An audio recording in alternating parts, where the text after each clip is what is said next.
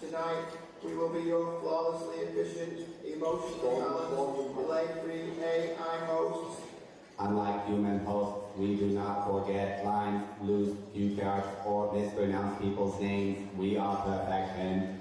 Tonight's fundraising goal has been calculated with quantum precision. We request maximum donations, minimum hesitation. If you experience confusion, excitement, or generosity, do not be alarmed. These are normal human emotions. Error. Emotional overwhelm detected. Human generosity levels are exceeding safe limits. System shutting down.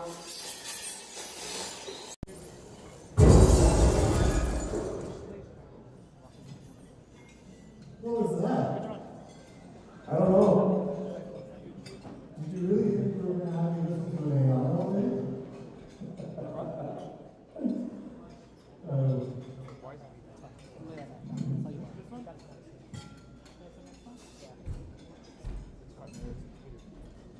Okay, following everybody, your real hosts have arrived for the evening. Yes, we replaced CPI. They were starting to take our jobs. We promise no glitches tonight unless the biryani runs out. Alright? First off, I wanted to say thank you to Giselle for the beautiful presentation of the Holy Quran. And now, we get serious. Respected ulama, elders, brothers, sisters, and esteemed guests, Assalamu alaikum. And welcome to the Noor Gala. My name is Imran Butt, and it is my honor and privilege to serve as your host this evening. Before we continue, I'd like to introduce my co-host, a dear brother to us all, a dedicated community member, and the one and only Alumni Said. Esteemed ulama, cherished elders, and our honored guests tonight, Assalamu alaikum. It is truly an honor to stand before you this evening as we come together for our cause so close to all our hearts, the building of the Mahdi Islamic Community Center. Tonight, we gather for a purpose that is noble and historic. We are not only here to share a meal or enjoy a program, but we are also here to take part in the blessed effort of building the Mahdi Islamic Community Center, our future masjid, our community center, and a beacon of guidance for generations to come. The new Mahdi Community Center is a place of reflection and represents our collective vision for a stronger and brighter future. A future rooted in faith, service, and togetherness. And your presence here tonight is a sign of that shared commitment. As we begin this evening, we ask Allah subhanahu wa ta'ala and the Ahlul Bayt alayhi salam to bless this gathering, to accept every intention and to reward every contribution made for His sake. May He allow us to build a house that stands as sadaqah jariyah for all who support it. Salawat wa Muhammad wa ali Muhammad.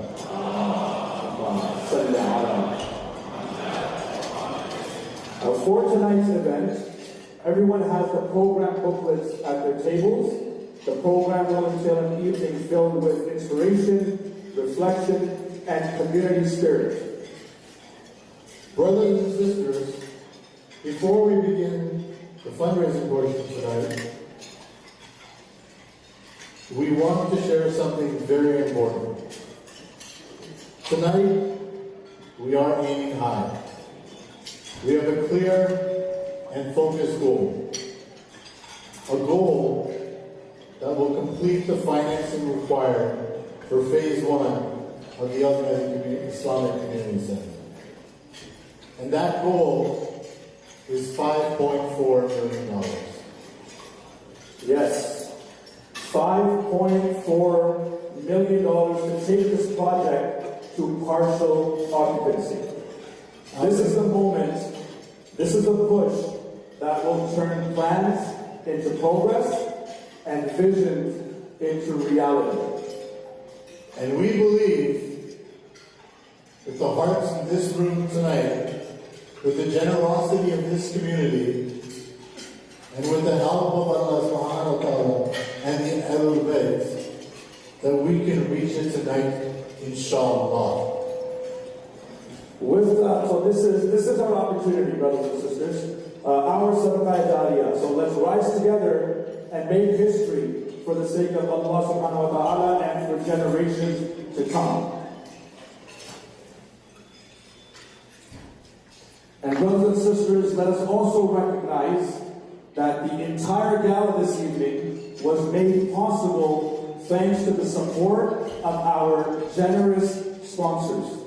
Their contributions have covered every expense, ensuring that every single cent raised tonight goes straight to building our new center. We also have another incredible announcement that thanks to each and every one of you here, every single ticket sold tonight, 100% of that is going directly towards the construction of the Mahdi Islamic Community Center.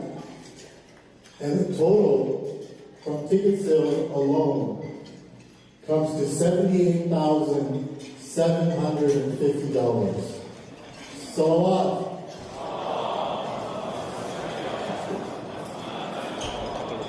That's still recording, right? Now, before we continue with tonight's fundraising, we want to take a moment to recognize the incredible support of our sponsor, Seabridge.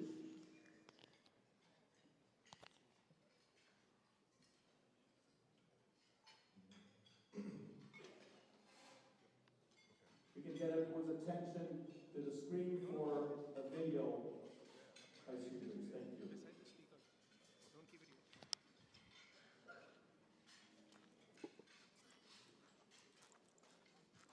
Before transformation, business moves slower than ambition. Decisions wait for data. Silos grow. Opportunities pass by unseen. Every organization reaches a moment where the past can't take them to the future, where complexity rises and clarity disappears. Transformation begins with the right partner, someone who sees the whole picture, from strategy to data, AI to execution. With Seabridge, complexity becomes clarity. Data becomes intelligence. Vision becomes velocity. Teams move faster. Decisions get smarter. And transformation becomes an advantage, not a challenge. This is the after, where AI works quietly, where people focus on impact, where ideas scale across continents, and where organizations finally operate at the speed of the future. Seabridge. We don't just transform businesses, we accelerate what comes next.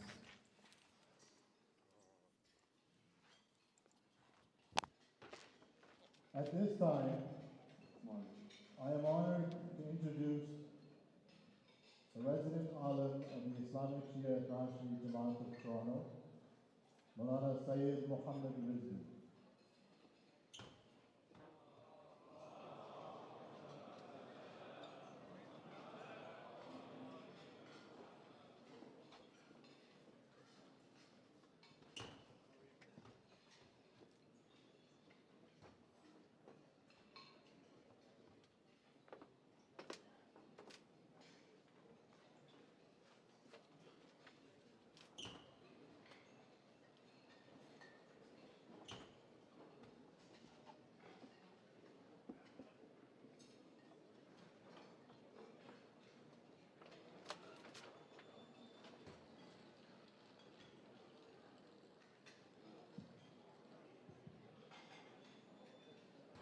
أعوذ بالله من الشيطان اللعين الرجيم.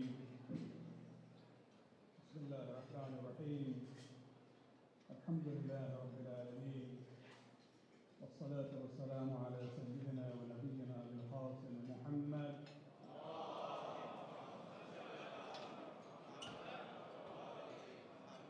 وعلى أهل بيته الطيبين الطاهرين المعصومين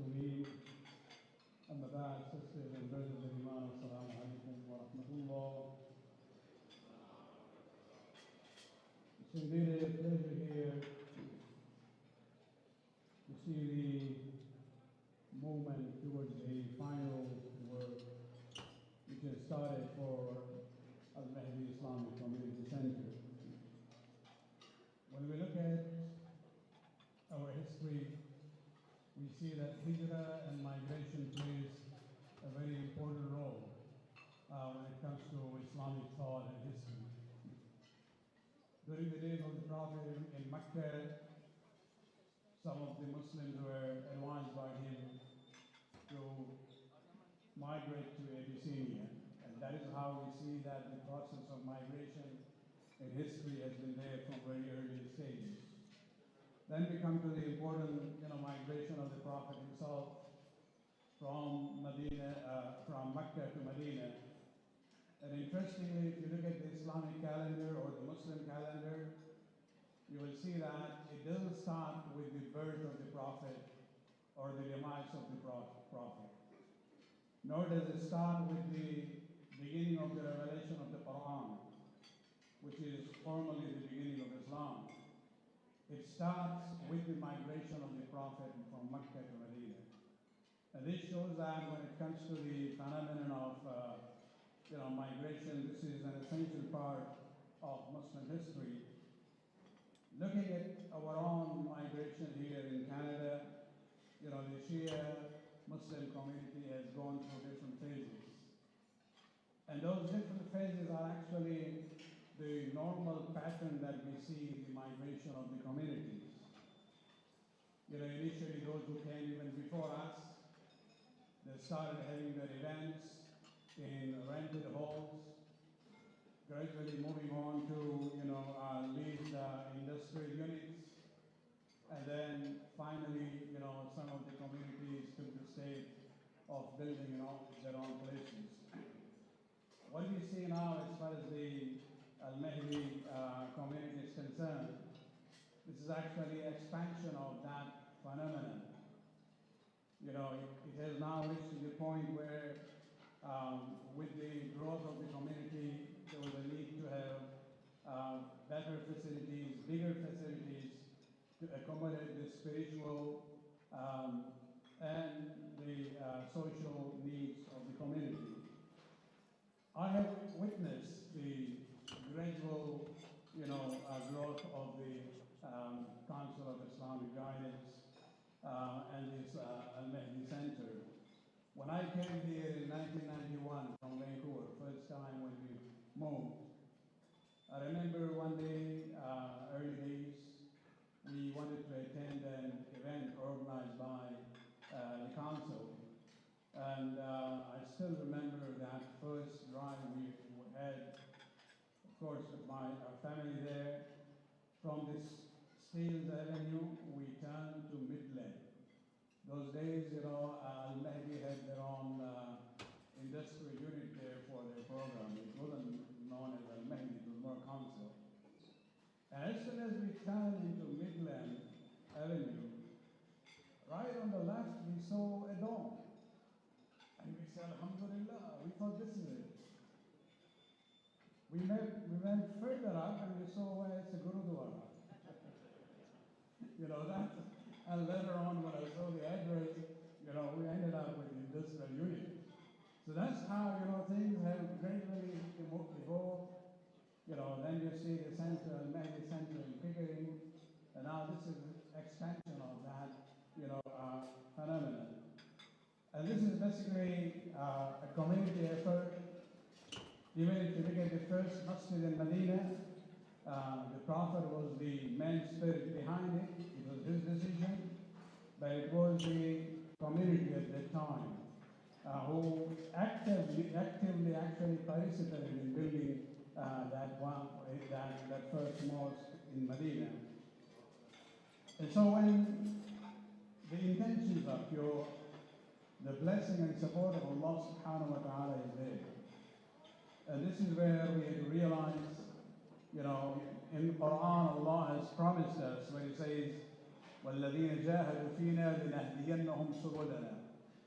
Those who struggle in our path, we guide them to our ways, different ways of achieving goals that we have. And, you know, this community support itself, when I look at the, when I was reciting Fatimiyya Majalis 5 nights just a week ago at Al-Mahdi, the announcement was being made that, you know, it is already sold out. They had to move, you know, from 500 seats to even more. And that itself is a very good sign. One of the ways by which you can feel the blessing of Allah subhanahu wa ta'ala is through the use of the religious due known as Sahm al-Imam portion. Many times we don't realize that that same Sahm al-Imam portion of khums is actually the blessing of Allah subhanahu wa ta'ala by the Imam of the time with the, you know, permission of the mother of our own house. And alhamdulillah, this project had this blessing from the Gala family, where the ijazah was issued in 1434 of the Hijrah. What is the current year? 1447, yeah. So the ijazah has been there, it was gradually reviewed. The last extension is there till the next year, because I was told to clarify. People are asking, is the ijazah still running or not? It is there. And I hope that the Council of Islamic Guidance doesn't come to me to get it extended anymore. Relying on the support of the community. Inshallah, the community will be able to come forward and complete at least the first stage of the, you know, this project without asking for a renewal of the ijazah. That will be done easily, but hopefully we will not reach to that. Because I would like to throw a challenge before I leave the podium. And that is that when we talk about especially, you know, people have been contributing from their own, you know, income, which is alhamdulillah a very good sign that we see. Many people say, oh, you know, I've given homes, that's it. What is homes? Homes is 20% of your savings. And that is the portion of the Imam. It is not yours. My challenge is, what about that 80% of this saving that you have? And I'm not asking you to give the whole thing. You know, you can give a good portion from your own tabarruk, your own personal hard-earned money, you know, and this is where the Advocacy will be there, the barakat will be there, and inshallah, you know, we will be able to see the realization of the dream of the community in this part of the GTA sooner than later, inshallah. May Allah subhanahu wa ta'ala bless the community, the leadership, the volunteers who have been working hard for this, and let, you know, soon we will be able to witness the opening ceremony of the Islamic, Mahdi Islamic Community Center, inshallah. Assalamu alaikum.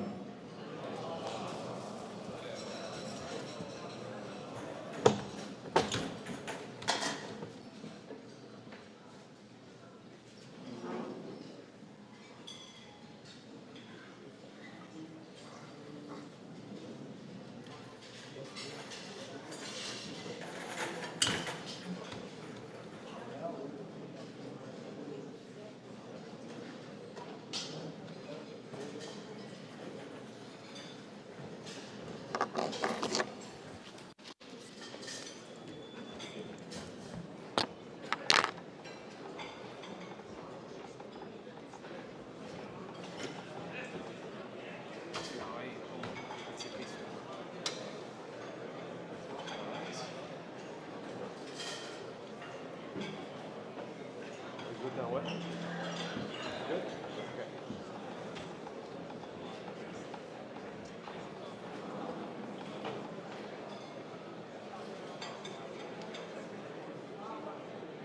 On behalf of all of us, I would like to sincerely thank Maulana Rizvi for his heartfelt words and inspiring messages.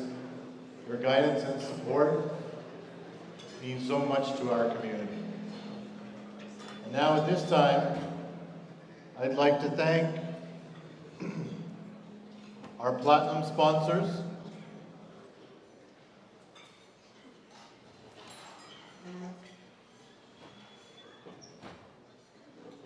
and now we will hear a message from one of our platinum sponsors.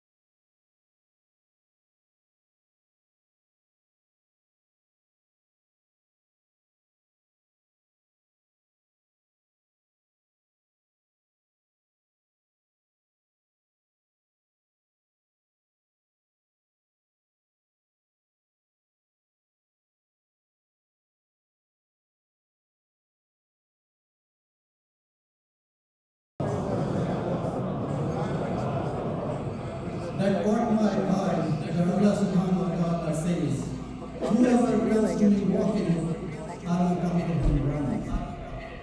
The story started with a simple thought, 40 years ago, of having a place for mu'mineen where they could gather, offer namaz, and recite the Qur'an together. What a beautiful heart. We thank Allah subhanahu wa ta'ala for giving us Maulana Sayyid Zaki Badri, who took this thought and made it into a reality by initiating it from his wisdom. Then the inception of the Council of Islamic Guidance happened soon after. And we all know the story of its growth and progress. Asad Bhai played a pivotal role in shaping up the youth. He was a strong pillar, and we miss him a lot tonight. May Allah subhanahu wa ta'ala elevate his soul to the highest rank. Amen. The organization always stays steadfast, focused, and community-centered. It always adheres to the fundamentals of community building, both spiritually and by building assets for the community's future. The organization progressed and excelled in all departments. It complied with all charity regulations, progressed technologically, and managed professionally. Now the community has grown much bigger, and our children has grown more mature. The community demands a bigger and a better center to cater to its increasing needs. Unfortunately, the current center is aging, requires constant repairs, and is expensive to maintain. We simply have 2 halls, a small basement, and limited storage. Every event, whether it is a majlis or a gesture, or even a regular Shabbat program, we cannot organize the programs in a way where everyone in the family benefits at the same time. We cannot organize parallel Have you told Seb about this much? I did. He seems that require separate halls. Plus, organize the program for he's okay, the but Donald is okay. Like, and every time, I said we live end stream. up having to make a compromise and He's drop out in the main programs. hot lobby, Someone and he in seems the like family completely out of is it. deprived. I just want to. Do you know if this is okay? We cannot even organize Jamaat namaz when brothers and sisters are praying Jamaat. The space is limited, which causes some sisters to miss out in the Jamaat. Brothers and sisters, we need a bigger and a better center now. We need to realize this urgency, and we have an opportunity to fix it tonight. Tonight, we come together for one of the most important milestones in our community's history, the future home of Mahdi Islamic community. I humbly ask you tonight, give with your heart, give with courage, and give in a way that reflects the love you have for the community and the hope you have for its future. Mahdi Islamic Community Center will only rise if we choose to rise.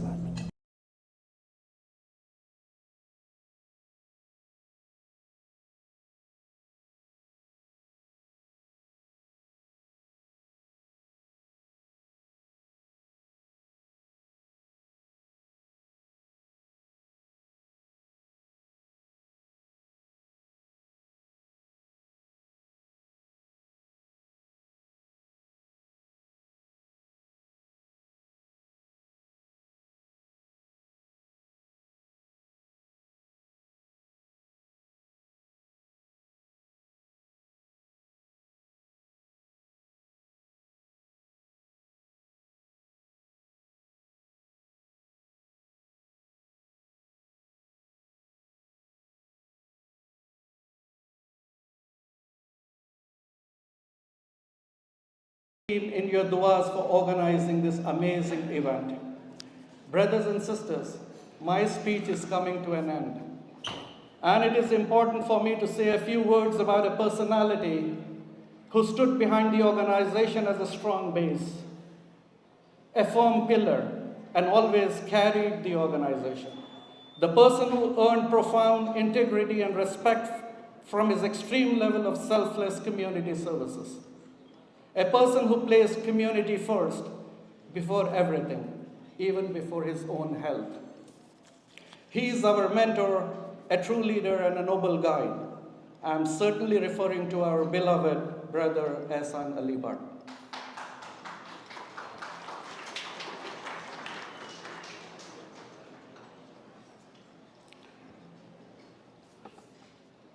May Allah subhanahu wa ta'ala bless Ehsan Bhai and his family with the best health and prolonged life. Amen.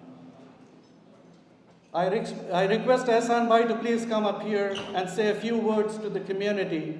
Thank you for listening to me, and I hope you will enjoy the rest of the evening. Please recite a Surah Fatiha for your marhumeen and Shahada, inshallah.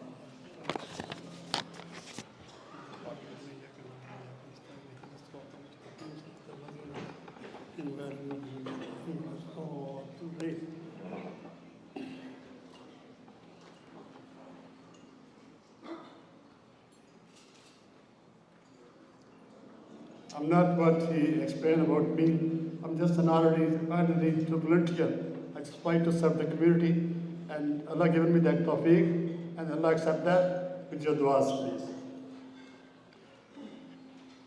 Bismillahirrahmanirrahim. Allahumma salli ala Muhammad wa ali Muhammad. Respected Ummah, honored guests, brothers and sisters in Islam, my dear children, and my sweetheart wife, Nargis Bhatt. Assalamu alaikum wa rahmatullahi wa barakatuh.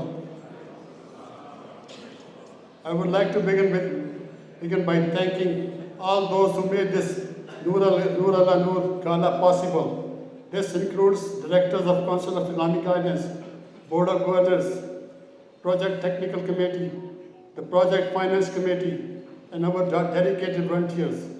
A special thank you to all of our community members who attend this Noor Gala and make it one of the most historical and successful events in the history of our community in North America.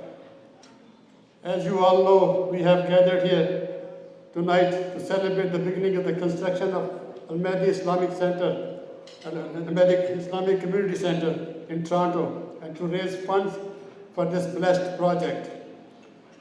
This center will be a home for our youth today and for the generations to come.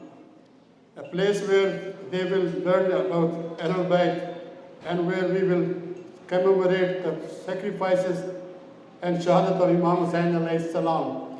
The second by Imam Hussain alayhi salam, they remind me of one rubai, so please don't do the matam. Say, Shahastu Hussain, Badishahastu Hussain, Diyastu Hussain, Dipanahastu Hussain, Sardar Nadad, Dardast Yazid, Hakka ke binae la ilaha astu Hussain.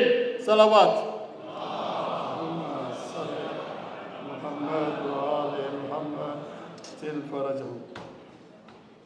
Now I lost my page, just please give me 6 minutes. Okay. Allahumma salli ala Muhammad wa ali.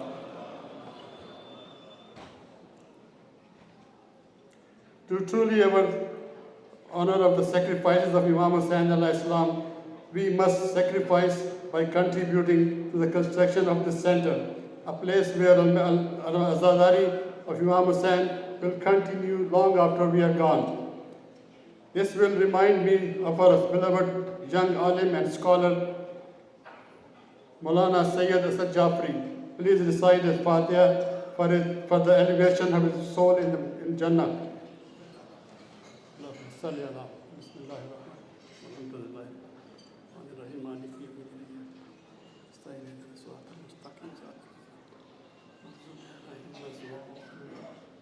Maulana Asad Jafri often reminded the youth how our first generation immigrants came to Canada and endured great hardship, and while establishing themselves and raising their families, they worked tirelessly to give their children. Many of you are sitting here today, the best possible life and education today. Many of you are successful professionals and business people because of their sacrifices. I have a message for the seniors. You have worked hard, extremely hard through your life to fulfill your responsibilities.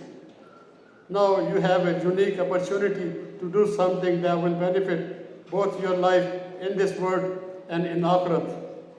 By donating generously towards the construction of this center, you will help safeguard the faith of your children and future generations. Allah has promised that charity given in the path of Allah returns tenfold along the everlasting reward of Sadaqah Jariyah. A message for my youth parents. You are the pillar of this community and the torch bearer of its future. This project needs your moral and financial support. Please donate generously. As the Project Technical Committee has informed us, we required $15 million to complete the first phase of the center. Alhamdulillah, we have $3.4 million in the bank. This means that we need approximately $12 million to complete the phase one. Our goal tonight, I will change the goal, please. We still have a goal, bigger goal than this. Our goal tonight, with nearly 800 attendees, is to be raised to $12 million. Because the $5 million is another loan which is included in that. That's why. I humbly appeal to all of you, donate generously in the name of Allah subhanahu wa ta'ala. Give whatever you can. Payment terms are flexible. To begin the fundraising, I am honored to announce a donation of $1,750,000 on behalf of my brother Ijaz Bhatt, brother Nisar Bhatt, brother Imdad Bhatt, and my brother-in-law Zakir Zaidi, and including me. This amount will sponsor the men's prayer hall and the ladies' prayer hall.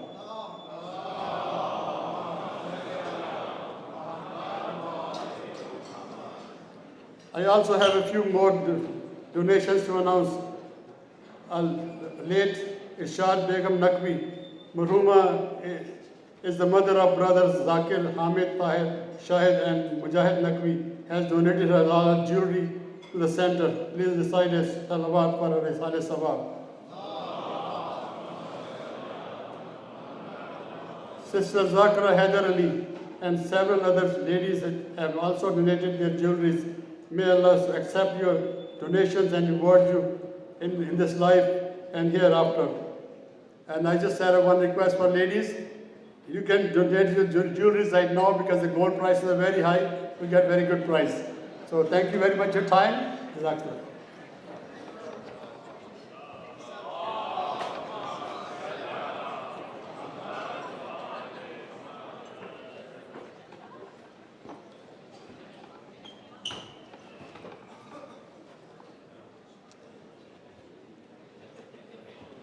Thank you, Abbas Murtaza, and thank you, Asan Uncle.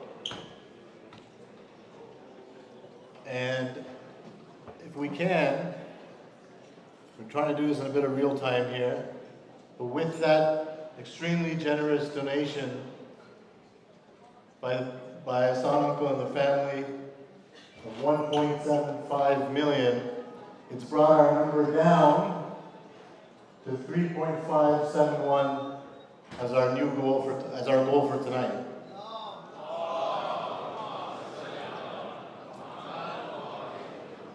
You getting the theme? Okay. So, alhamdulillah, I'd like to now thank our platinum sponsors once more.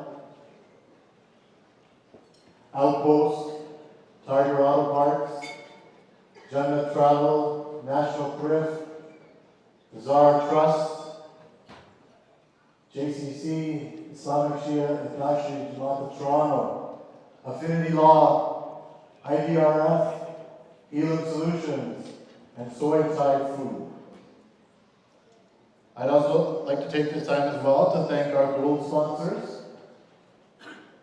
Uptown Montessori School, PharmaSafe, Fahad Shah from Coldwell Bankers, Vantage Arlo, Creative Touch, Gala Travels, Maison 21, Toronto Fashion Academy, and Angus Glen Valley Montessori School.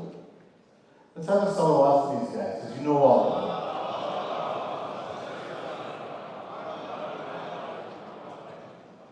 And now before we continue, we would like to extend our heartfelt gratitude to all our generous sponsors, which we just did. Your support has made this entire evening possible. Thank you for your generosity, your commitment, and your belief in this project. We are truly grateful for your partnership in helping turn this vision into reality. All right. Thank you, Imran. Can you guys hear me okay? No? How about now? A little too much. All right. Yeah, lighten up a little bit, guys. Let's get a loud salawat.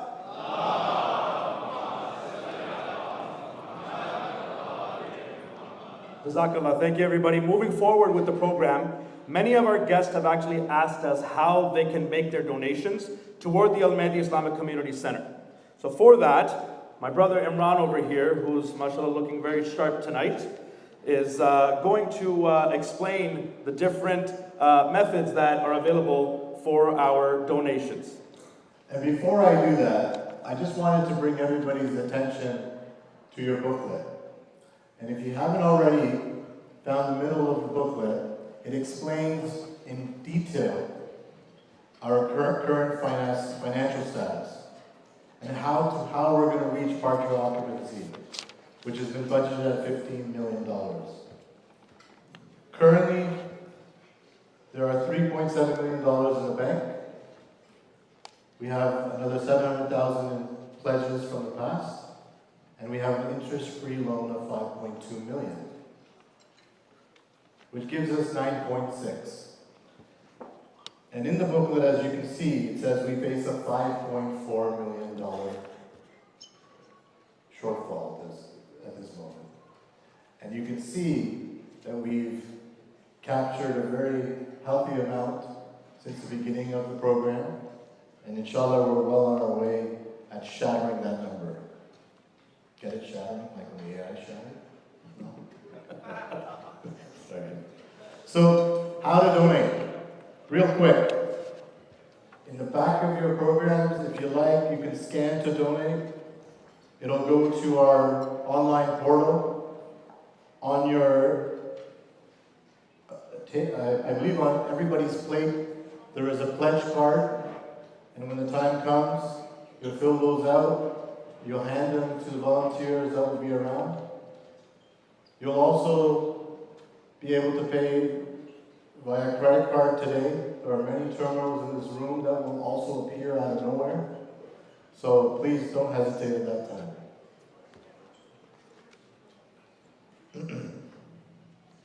And now, ladies and gentlemen, it is my pleasure to introduce someone who is not only an accomplished professional, but also a proud product of our very own community. Dr. Fatima Mazhar was born and raised right here among us. She is someone who grew up in our programs, our gatherings, our events. And today we stand, and today she stands as a shining example of what strong community foundations can produce. Please join me with a loud salawat in welcoming Dr. Fatima Mazhar to the stage.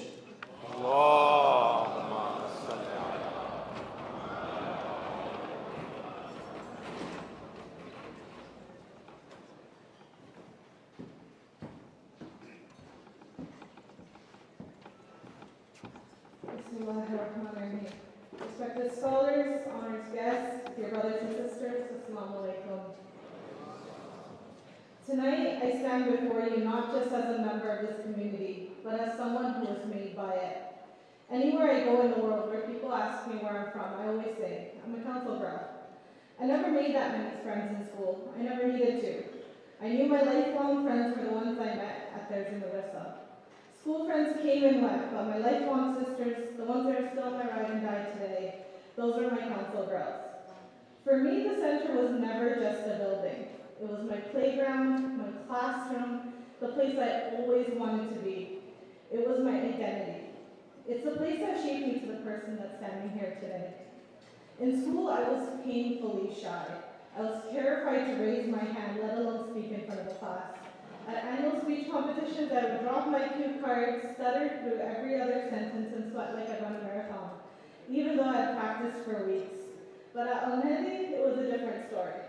At 12, I became an Amy's volunteer, back when it was still called Amy's, for those who remember, and genuinely thought I was practically an adult. By 14, I joined the youth committee as director of events. A few years later, I became director of public relations for AMYS, now called Mahdi Youth. And somehow, this shy kid found the confidence to stand in front of city councilors and advocate for zoning for this new masjid at just 14. And I didn't waver, not once. Why? Because of all of you. People who believed in me before I believed in myself. People who watched me grow up. You loved me, cared for me, and expected the best from me. And when you know your community's behind you like that, you feel like you can do anything. Trust me, I know the center. I know every corner of Almaty. I know exactly which kitchen cabinets you can actually fit into for hide and go seek, which light switch turns on in the wrong way, how to fix the mic on the ladies' side, it's in the kitchen, and where the key to the kitchen pantry is. I'm not supposed to tell you, but it's also in the kitchen. I learned so many things from so many people, so many teachers that guided me and shaped me into the person I am today. From the Bakri and Ali sisters who adopted me like a little sister and showed me all the things a big sister should. From Isanagol who taught us that no job for the imam is too big or too small, whether it was leading the center or picking up the shoes of the mu'mineen. From Hishamba who taught us through example that we should exemplify excellence in whatever we do. From Mujahid Bhai who taught us that the center doesn't need us to serve it. Rather, Allah subhanahu wa ta'ala creates volunteers and we were the lucky ones that were chosen. From my dad in youth class who taught us from Imam Ali's own khutbahs that our ultimate goal is not success in this dunya, but success in the akhirah. This dunya is just a path to get there. And from Asad Bhai, who taught us no matter how much we grow, no matter how much we move forward, never forget our roots. Never forget our center, the people who shaped us and nurtured us in our childhood. These are just a fraction of the multitude of lessons I've learned here. These experiences at Almaty were the stepping stones that shaped my education and my career. I got married at 19, completed undergrad at 22, had my daughter at 24, and continued to pursue medicine. Alhamdulillah, with the support of my family and all of your du'as, I succeeded. I finally graduated from being called Karima to being called Dr. Hatma. Just kidding. I'll always be Karima to my council people. This community, the center, gave me the safety, the confidence, and foundation to chase my dreams. No matter how long I'm away from Almaty, the moment I walk through those doors, I'm home. But homes grow, families grow. Our family has grown. We have new members, new faces, new generations of children attending madrasa, volunteering at events, and serving chai at Muharram. And let's be honest, we're bursting at the seams. Almaty has given us more than a home, and now we need to build a home worthy of the community we've become. We need space for our seniors, our youth, our children, and our dreams. Now my daughter Sarah and her friends and cousins need a place they can call home. I want to see them memorize the center's address before they memorize their own. I want to see them count down the years until they're finally 14 and they can join the youth committee and go to Camp Asad. I want to see them growing up knowing that being a part of the community is the same as being a part of a family that nurtures them, supports them, and believes in them, a family that makes them brave. Brothers and sisters, we're not building walls. We're building confidence. We're building belonging. We're building a place that raises the next generation the way this place raised me. And tonight we have a chance to do that together. So I ask you from the bottom of my heart, let's build a new home for Almaty. A home as warm, loving, chaotic, and as beautiful as the community it serves. A home where our children know what I felt growing up, that they are loved, that they're valued, that they're capable of anything. May Allah subhanahu wa ta'ala bless you all for your generosity.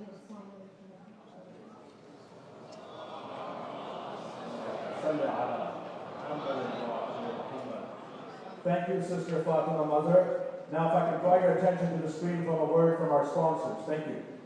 لبيك اللهم لبيك لبيك لا شريك لك لبيك إن الحمد والنعمة لك والملك لا شريك لك اللهم لبيك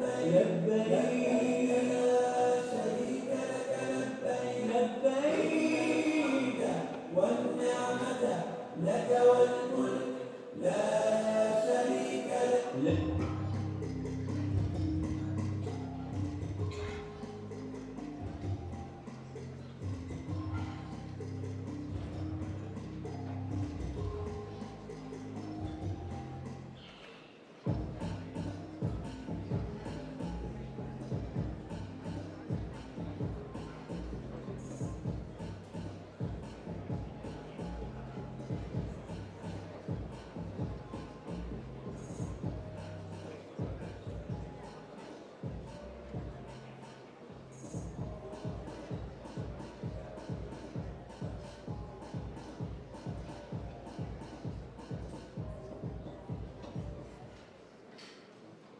Please keep your attention on the screen for a message from the National Council of Canadian Muslims.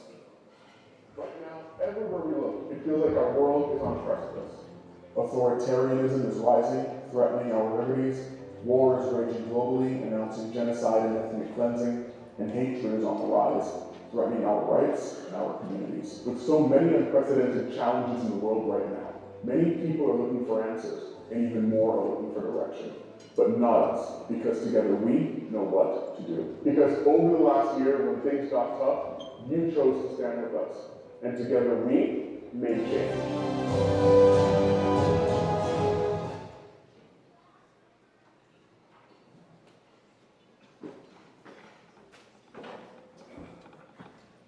It would be really embarrassing if I fell coming up those stairs. Brothers and sisters, it is now my honor to introduce our keynote speaker for the evening. Stephen Brown is a distinguished leader from the National Council of Canadian Muslims, an organization dedicated to promoting justice, equity, and inclusion for all Canadians. His work in advocacy and community leadership has made a profound impact across the country. We are privileged to have him here tonight to share his insight and perspectives with us all. Please join us in giving a warm welcome with a salawat to Stephen Brown.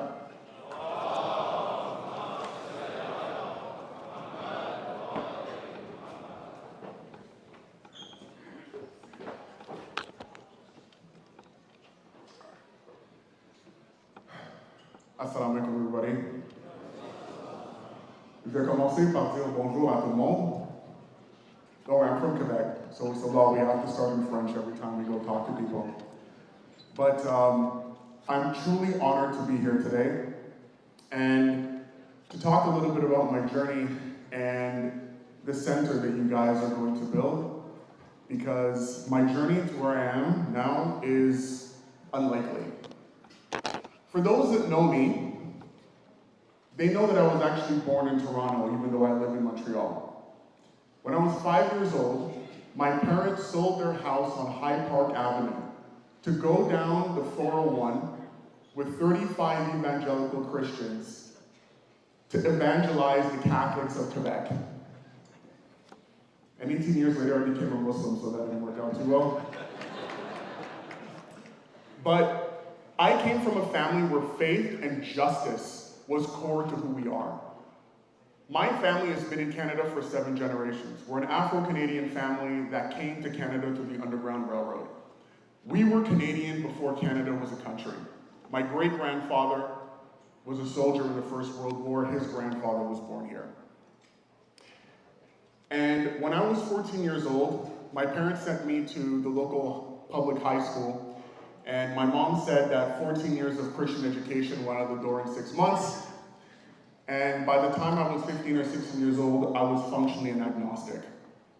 It wasn't really until I went to college that I started asking myself questions about who I wanted to be, what did I believe, is there a God, and if there is, what does he want from me? And I looked for spirituality in meaning everywhere except Islam. Because Muslims, to me, in a post 9/11 world, were people that lived in the Middle East in a desert, that were blowing each other up and fighting over things that we didn't understand. And it was when I went to college and actually found an old friend of mine, a guy who was an Iraqi Shia from our neighborhood back home in Montreal, who gave me a place to study at the MSA that for the first time I met practicing Muslims. And they ended up giving me a small copy of the Quran. And that thing stayed on my shelf for a long time until I was bored and had nothing to read.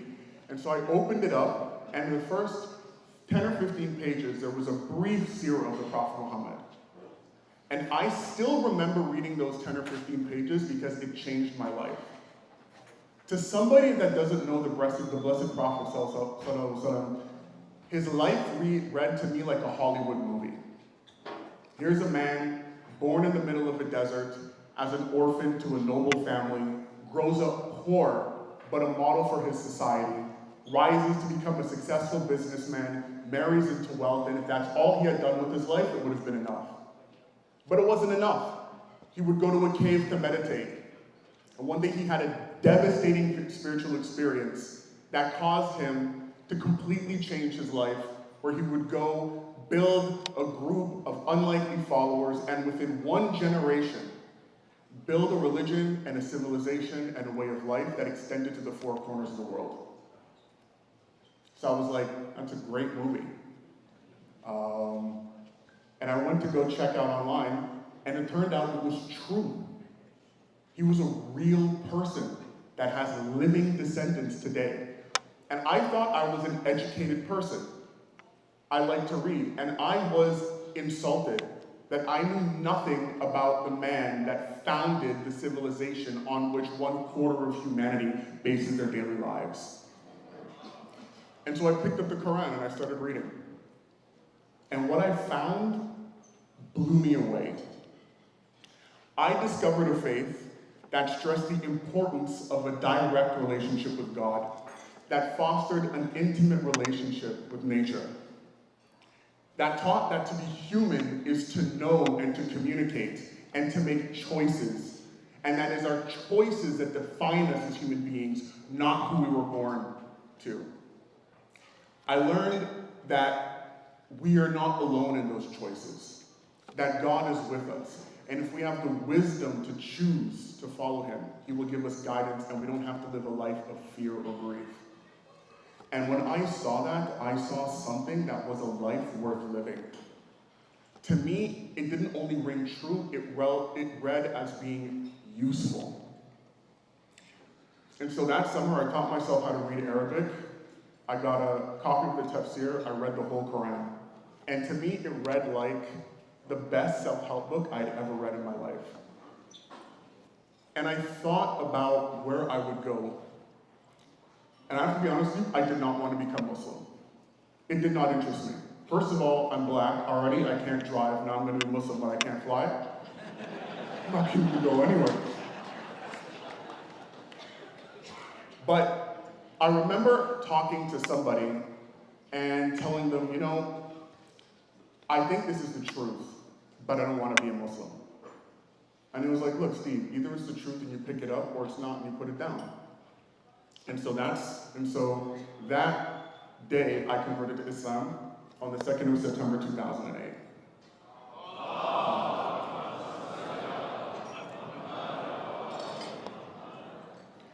Now my mom saw a long process that I went through and accepted it.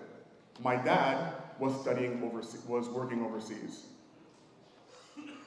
And the one time I ever prayed to God for something and made a bargain was, you promised that if we take a step towards you, you will take 10 towards us. So find a way for my family. I'm not going to destroy my family over this. And when my father came back from overseas, he told me the story of how he met a Bangladeshi UK immigrant to Nigeria that became his roommate, and he learned that Muslims and practicing Christians are like this. And that gave me the courage to tell my father that I was a Muslim. And till this day, my father tells me that if it were not for that, he would never have accepted it. And 11 years after I became a Muslim, so did he.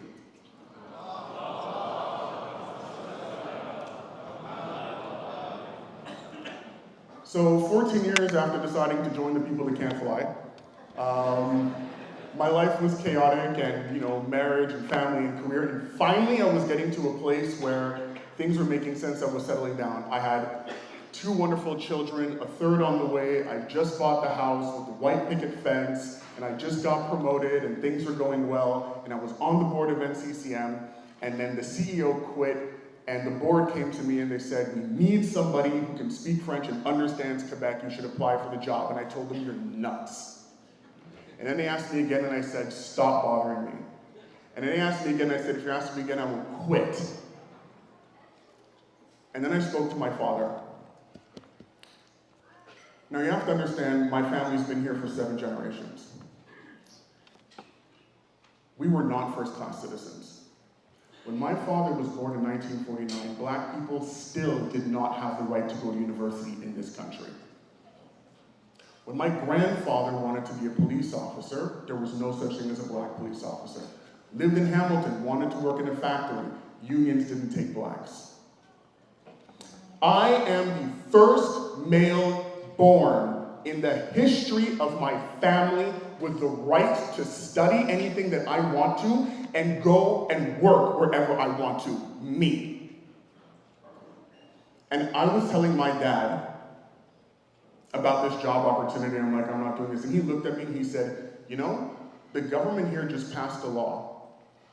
And now again in our family, people are barred from going to work and going to school based on what they look like. You were the first generation to have this opportunity and the last. My daughter was born soon after that. And that's when I picked up the phone and called the board back and I said, I'm sending in my application. For me, that we live in this country and they're passing laws where nobody on that side of the room can work at a daycare, work as a police officer, work as a lawyer, or prosecutor, or judge, a teacher, is unacceptable. They just passed a law in this country barring Muslims from praying outside. No more Eid in the park. It is now illegal.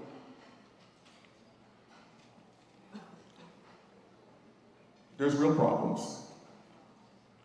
So, they gave me the job. And the whirlwind started.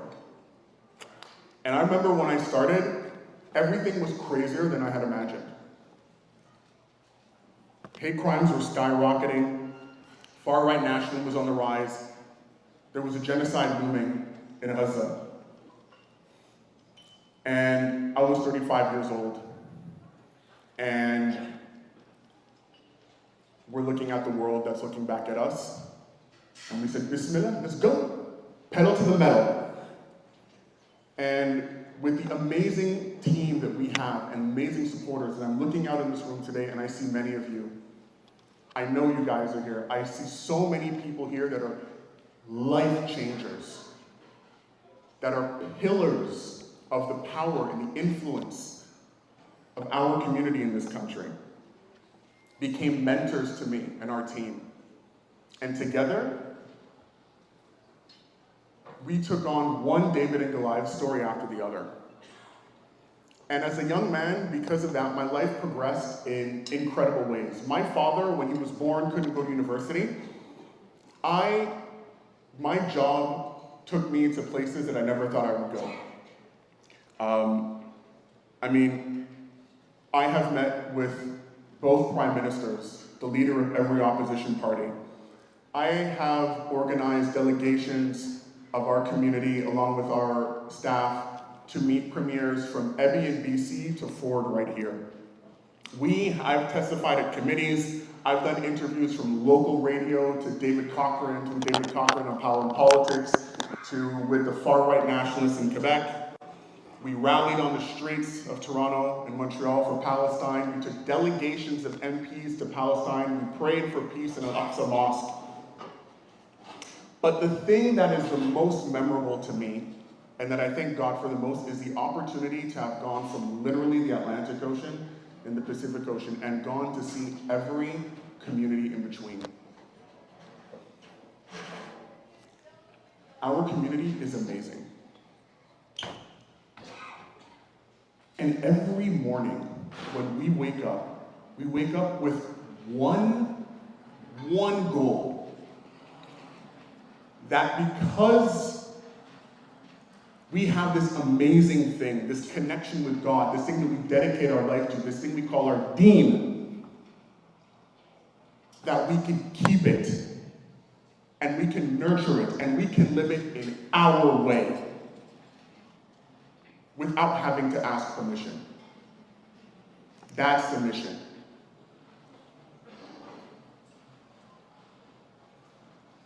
And by God's grace, we have succeeded in doing things that no other Muslim community in the Western world has ever been able to do. We have anti-Islamophobia programs that are operating in entire provinces with more to come. Canada was the first country to impose a weapons ban to Israel, sanction settlers, call for a ceasefire. We changed our country's voting record at the UN. When the war and the genocide broke out in Gaza, we wrote down a list of things that we wanted to achieve as a community. Palestinian statehood was one of them. The Prime Minister of Canada told us that this was impossible. They told us it was impossible. Canada would never do it. Allahu Akbar. Canada has recognized Palestine as a state. When we called the community, you guys sent 96 million emails through our servers alone to politicians. Thousands of delegations across the country. In every David and Goliath story that we started, we came out on top. And do you know why? There's one superpower that our community has. It's not fancy lobbyists. It's not the best lawyers. It's our centers. We are one of the only communities that has systemic parking problems on Friday. That is an excellent problem to have. Our community centers are our superpower. It is where we go to cooperate, to collaborate, to think, to strategize, to project ourselves into the future. It is where we go to maintain who we are despite the hostility and the hatred. It is why people like me are able to meet people like your children that changed my life. Our community centers are our superpower, without which our lives become much more difficult. The greatest gift that you can give yourself is a strong masajid and a strong community center. I pray that you give yourselves this gift, because more problems are coming. We are moving towards a place in a close amount of time where in a part of the country where 1 out of 4 Muslims will not be allowed to pray outside anymore. It will be illegal. There is a massive effort to double down on Islamophobia. But we've overcome it and will overcome it again. One center at a time. I want to thank you from the bottom of my heart for this opportunity to come talk to you. And I want to thank you for being the amazing community that you are. For so many of you over here, the work that you do, you are pillars for all 2 million of us in this country. May God bless you. May God grant you success. And I pray to see the day when this beautiful new community center is built. Assalamu alaikum wa rahmatullahi wa barakatuh.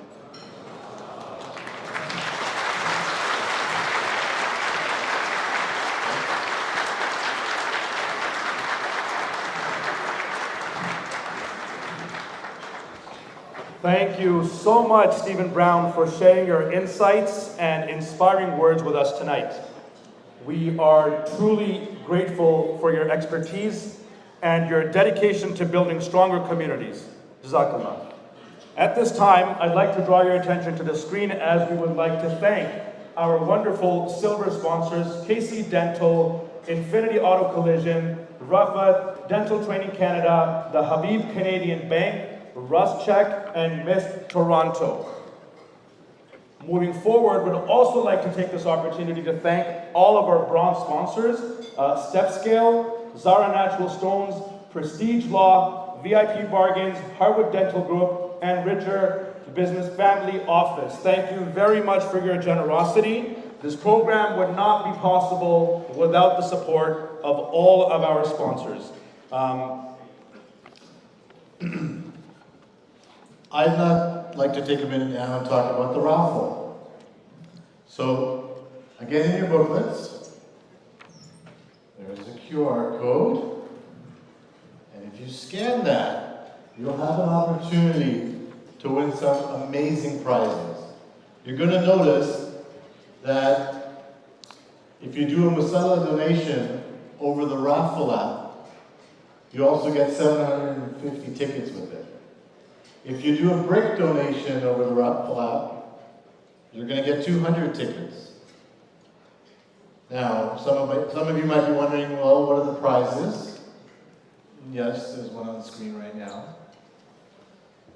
But they also include Leafs tickets, Raptors tickets, a laptop, a flight to Ziyara, and our grand prize, which is on screen now, generously sponsored by Jannat Travel, a complete package flight accommodation for two Umrah from April 2nd to April 11th. So please scan your Raffle QR codes, get your Raffle tickets, and good luck to you all. Thank you. I'd like to take your attention to the screen again for a word from two of our sponsors. Thank you.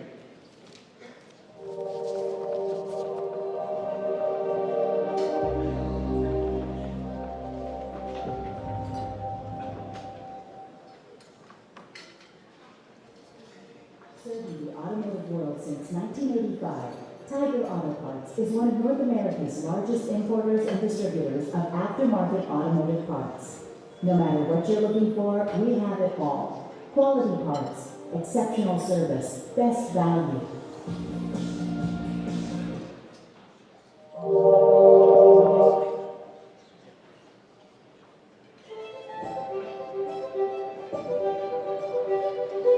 Advantage Gala, we're shaping the future of residential living.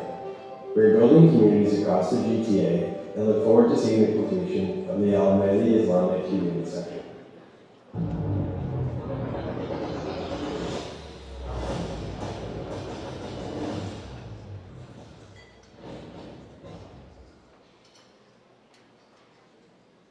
Just a quick announcement for everyone. The Chai station is not open right now. Thank you.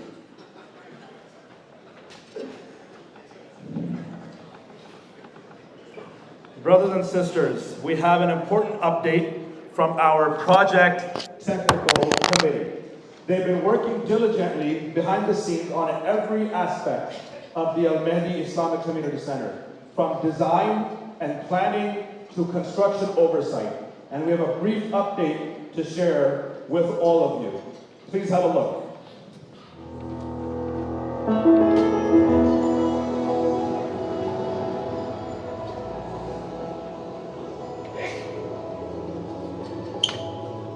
Artisan Projects is a construction management and general contracting firm that specializes in delivering high-quality industrial, commercial, and community-based projects. We do anything ranging from very small projects to large projects upwards of $30 million plus.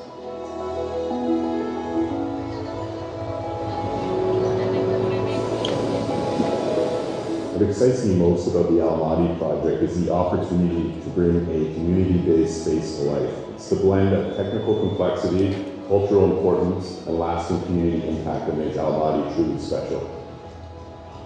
It's kind of nice to do interesting projects and things that will benefit the community, like a lot of projects that we do. They're just regular day-to-day projects, but something like this, it actually means something for now and future generations. So it's kind of nice to build something that will be a legacy and that people will enjoy way into the future. My name is Michael Fernborn, and I'm the site superintendent. I oversee the general operation of the site. I make sure that I schedule the work for the subcontractors and everybody work within the health and safety regulations. This project is exciting because it's a mosque. It's not every day you get to build a mosque. It has a specific requirement and specific things that you need to know. For me, the most exciting part is the minaret. It will be amazing when everything is done. I'm happy to see the minaret up and everything looks good. My name is Gerardo Flores, and I'm a construction project manager for Artisan. And I'm in charge basically of all the construction management tasks for these jobs. The most exciting thing here, first of all, is the type of projects. Always like a community projects are very important for professionals and for construction companies, because that makes you be more like a conscious about the use of the resources, the understanding of the community. So I believe that's like the most exciting thing. And of course, the conceptual and architectural design, because it's a beautiful project. Regarding schedule, the site has been stripped and we started the foundations and excavation work in early November, and we're currently tracking to have our first concrete pour for the footings on the week of November 24th. We already awarded civil scope, structural, formwork, electrical, mechanical, and by the end of the month we will award HVAC and roofing. Before the end of the year, the plan is basically to award 100% of all the tenders, so we are progressing well. One of the unique challenges with this project will be integrating unique design features such as domes, minarets, and custom millworks with modern building systems and code requirements. We obviously build a lot of buildings. This one's different in the sense of community-based projects, so obviously we're cognizant of that and want to make sure that we're doing a great job. It's a multifaceted project in the sense that there's different elements to it. We know that the budget is super important for this particular project, so we're very cognizant of making sure that we stick to it and managing the contractors and the trades and suppliers to the best of our ability. So I think that's the main takeaways for the project. The budget for phase 1 is $15 million, and to date we've committed $8 million to various subcontractors and vendors, which represents approximately 60% of the project value. The schedule is currently tracking to have partial occupancy in December 2026. Regarding budget, we are in budget. We are working with the team, just to optimize and get the most cost-effective proposal. So we are in budget. So far, we are within schedule. We are about 15%. Of the schedule. We are doing the foundation footings, we are digging the basement, and we are on schedule. So far as the budget is concerned, we are still within the budget, and we will try and stay within it as we go. My first interaction with the committee was back during the construction management interview process, where we got to meet a number of the members, each one from varying backgrounds and different ages, and it was interesting to see and learn of their experiences and their vision for this very unique project. Through the process, we really enjoyed working with the PTC and kind of collaborating and working through some of the value engineering options and kind of discussing the constructability and really kind of drilling down. We also found it somewhat grueling and there were a lot of hard questions or tough questions, which we were excited in the selection process. So I feel like through that process we developed a strong partnership or something that we could work towards and build on as we kind of worked into the project. So we were super happy to work with the PTC and enjoy the process. Throughout the project, we've been meeting with the PTC weekly for catch-ups and meetings where we cover everything from project budget, schedule, current status, issues, and upcoming works.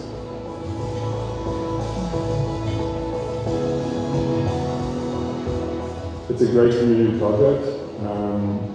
Obviously, looking at the budget to complete the phase, the budget's tight, so if anyone can donate, it would be perfect, so we could get this thing to the partial occupancy that everyone's looking for. Beyond that,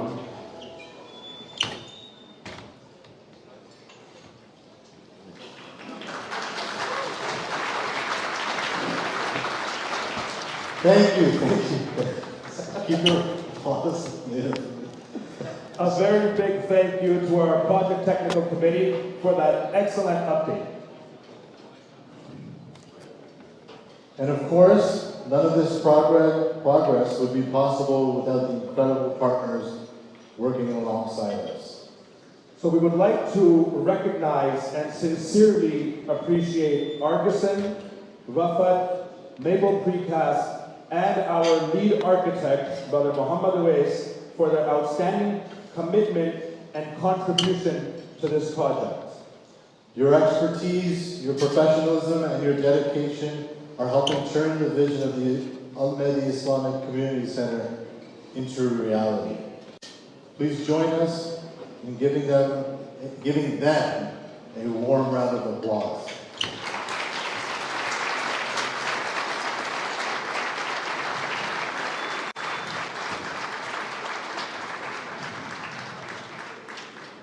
At this time, I'm going to ask my Hoja brothers in the audience to please forgive me. Forgive you, or forgive me. I love my Hoja brothers. So just a little quick story, a little background on like my background. So some of you might know this, especially some of the elders in the community. I was actually born in Montreal. And when I was born, the Shiane Hedri Jamaat, which was primarily Hoja Jamaat at the time in Montreal, which still exists today. My father was actually president of that Jamaat for several years, which I still find shocking today. You have a Pakistani Punjabi guy who's a president of a Hoja mosque. You know, it's still mind-boggling. But one of the things that I picked up growing up within Montreal and Toronto is our Hoja brothers there's this accent. You know, it's the Hoja accent, which I've seen Rizwan brothers already smiling at me. Hello. Now go ahead. So growing up within the Hoja communities, you know, I kind of picked up on this accent, which I absolutely love. And the love that I get, especially when I go to JCC, when I go to ISIJ, I see some of these, you know, uncles who have seen me from a very young age, and they haven't seen me in a long time. You know, so when I see them, it's like, oh my God. Oh my God, alam dah. Tu Casey, eh? Oh my God, metero ko pechana ne, eh? It's been a very, very long time, huh? Oh my God, oh, you are here for the Gala? For the Almedi, oh, you are building the Bakri Center, eh? I always have to, you know, correct them. Thank you very much. Oh, now you come back, okay. Yeah. I was so scared. You know, we always have to correct them that you guys have to stop calling it, you know, the Bakri Center. You know, it's Almedi Islamic Community Center. You know, but it's always a pleasure, you know, seeing you brothers and hearing from you. So now, before he goes on, he mentioned his dad, and I want to take this opportunity to bless that soul who gave us this. No. So please, all of us, just take a second and please recite Surah Al-Fatiha.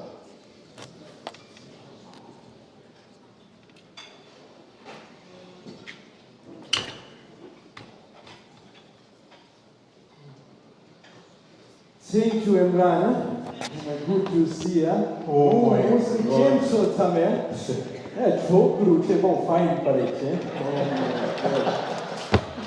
Brothers and sisters, it is my pleasure to introduce a respected leader in our community, someone whose dedication and service have had a lasting impact. Please join us in welcoming my brother Rizwan Khalfan, the president of the Islamic Shia Ismaili Jamaat to the stage.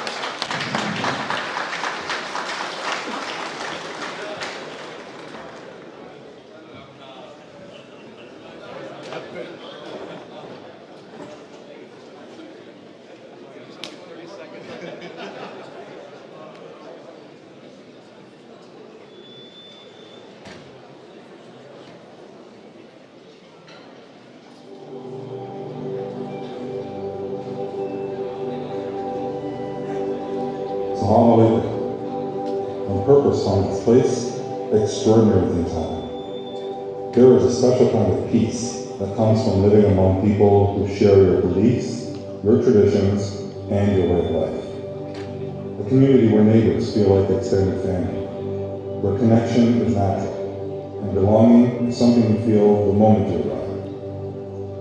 In this central location, everything our community relies on is truly within reach. And together, we can build confidence in the future, rooted in growth, stability, and shared values. This is where faith meets the future, and where our community's investment becomes lasting legacy. Welcome to Joffrey Village Residences, where values create value.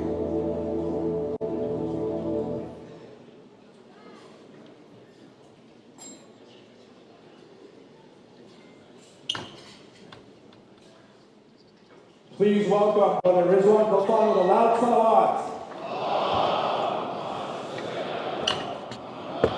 Thanks for being a good sport, bro. I begin in the name of Allah, the most beneficent, the most merciful. Respected scholars, my dear elders, brothers and sisters in faith, Assalamu alaikum wa rahmatullahi wa barakatuh.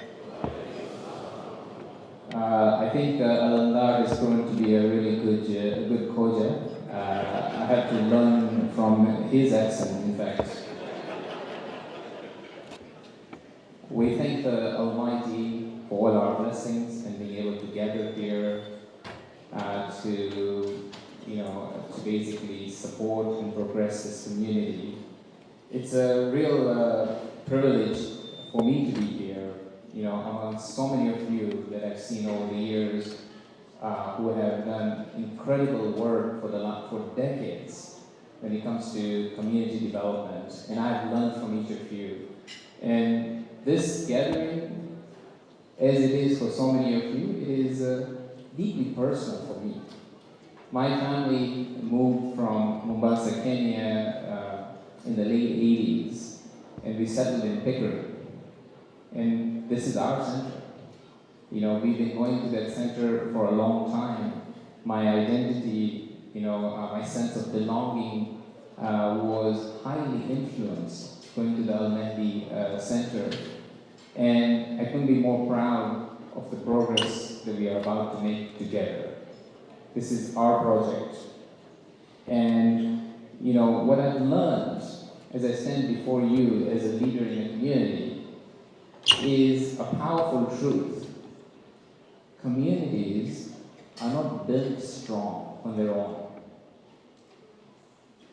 We need people to basically come forward. We need people to believe in the mission, the vision, and lend their hands, open their hearts, be generous, support each other, take responsibility for each other's progress. And that is how we build communities. So let me share my perspective about community building that I've learned. It's not about just a project, as the sister, the doctor, Fatima I think it was, say, it's not just about a building or a program. It is relationships that she formed over the years that she spoke about so eloquently. It's relationships across generations. It is relationships that precede backgrounds, ethnicities, and experiences, and it's based on our values and our faith. It is generations standing shoulder to shoulder, the youth bringing the energy, the adults bringing the stability, the seniors bringing the wisdom, the newcomers bringing the fresh new perspectives like we did, back in the 80s, and the volunteers, giving us, everything they have, bringing their heart and purpose. I know we have a lot of volunteers who have put in an incredible amount of time and effort in putting this gala together. So please join me in reciting for all our volunteers a loud salawat ala Muhammad wa ali Muhammad.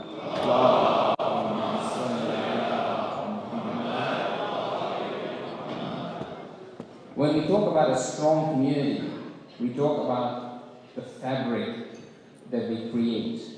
How does a fabric come together? It's threads that all come together. Each thread matters. Each of us matter. Each thread strengthens the next. And together, we create something that each of us on our own could not create. Building a community is a legacy that is passed from one generation to the next. How beautiful is this? What makes a community remarkable is that each generation has invested in the next generation. Something that has allowed the next generation to rise a little higher, to dream a little bit bigger, and feel a lot more confident in who we are. The previous generation has built a foundation. The current generation is moving us forward. The next generation, the youth, carry the promise of tomorrow. This intergenerational connectivity is our strength. Why do we come here together?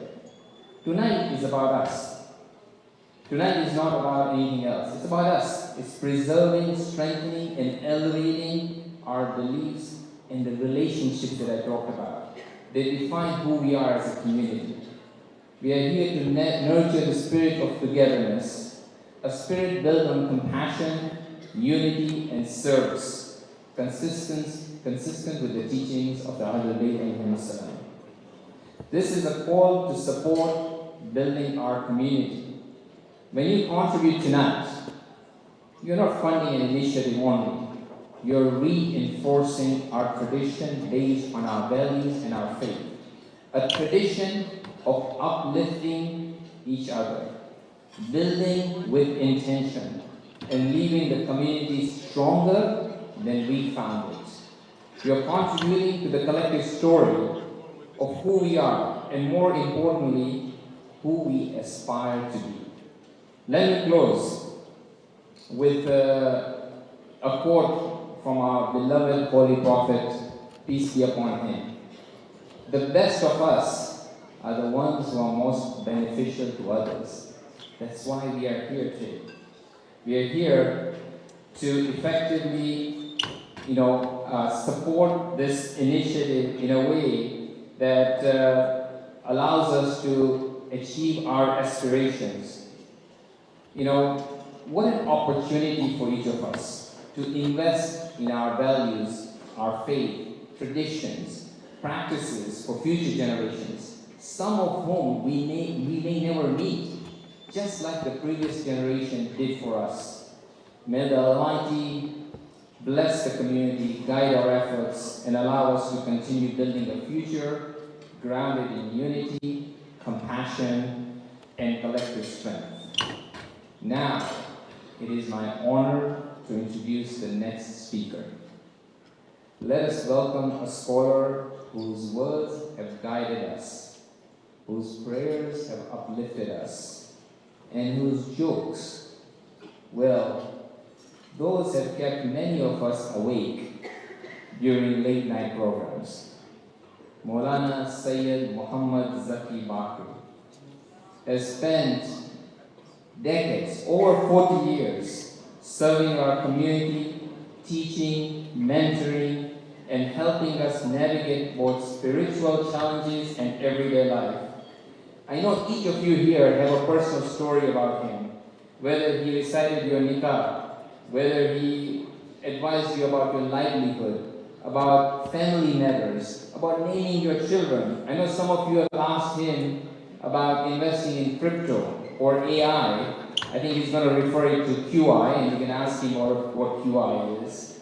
His knowledge spans Quran, theology, philosophy, and the rare art of telling a story in a way that makes you reflect and smile at the same time.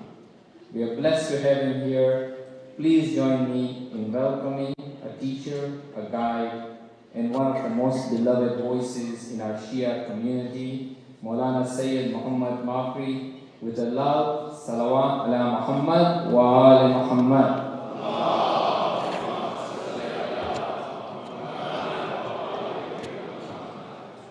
Assalamu alaikum wa rahmatullah. Bismillahir Rahmanir Rahim. It's one of the joke. I think something happened. Why is that? Technical people here. I think. Rizwan bhai, I'm sorry. आजकल माँ छोकरों में अखलाक नहीं थी. The jokes of our Alhamdulillah Bana. It is, for me, it's overwhelming. I should recite only one ayah. It comprehends our feelings. And before I say this ayah, recite this ayah, let me say, we are hijacked by AI. He was referring to AI. It is AI. You have seen at the beginning, having two people alive, still we introduce value AI. So we need to migrate from AI to TI. TI is ذَلِكَ الْكِتَابُ لَا رَيْبَ فِيهِ. I request all of you, start your day by reciting 10 ayahs with the translation and see the changes within you. Quran Majid changes the perspective of humankind. Once perspective has been changed, our actions shall change. The ayah is from Surah An-Naml, and you can recite this ayah in your supplications, in your du'as, in namaz, in qunut. 27th Surah, ayah number 19. Rabbi أوزعني أن أشكر نعمتك التي أنعمت علي وعلى والدي. Oh Allah, inspire me, oh God, oh my Lord, inspire me to be grateful of your favors, that your ni'mah to me, to my parents. Rabbi أوزعني أن أشكر نعمتك التي أنعمت علي وعلى والدي وأن أعمل صالحا ترضاه, so that I can act. The action shall please to you, and for me is proximity towards you. وأدخلني برحمتك في عبادك الصالحين وأصلح لي في ذريتي. Allah, my future generation, their guidance in your hand, correct them. وأصلح لي في ذريتي وأدخلني برحمتك في عبادك الصالحين. This is the ayah I am reciting today. I am thankful to Allah subhanahu wa ta'ala. The journey we started, this is November, end of November. I landed at Toronto, 79 November, end of November. It is already 46 years. When I came here, there was no direct flight for Toronto. How many of you know? You have to go and say salam to the big brother and come here. So we had no direct flights. You have to go to New York. Alhamdulillah, let me tell you, it's very important. These brothers, older brothers, don't take it easy. You will see one day they might take in the chair of Canada as a prime minister. As you have seen in the White House, this voice was so loud by saying, my ideal is Imam Hussain alayhi salatu wasalam, and he eagerly said what has happened in Gaza is genocide. Saying in front of the most powerful country and most arrogant country is the voice of Hazrat Musa. This is how Allah subhanahu wa ta'ala brings وَنُرِيدُ أَن نَمُنَّ عَلَى الَّذِينَ اسْتُضْعِفُوا فِي الْأَرْضِ وَنَجْعَلَهُمُ الْأَئِمَّةَ وَنَجْعَلَهُمُ الْوَارِثِينَ. This is the hikmah of Allah subhanahu wa ta'ala. Anyhow, 1984, a group of mu'mineen in the basement of Hussaini Bhai's Ashur Khana at Midland, we sat together. We had this idea to have our organization. The question came, what name should give? My proposal was, let's have greater and wider vision, the Council of Islamic Guidance. Any Muslim who wants to become a member, they can become a member of this community. That was the vision we started. Alhamdulillah, thank God. We move forward. There are so many things to describe. today we reach to this point.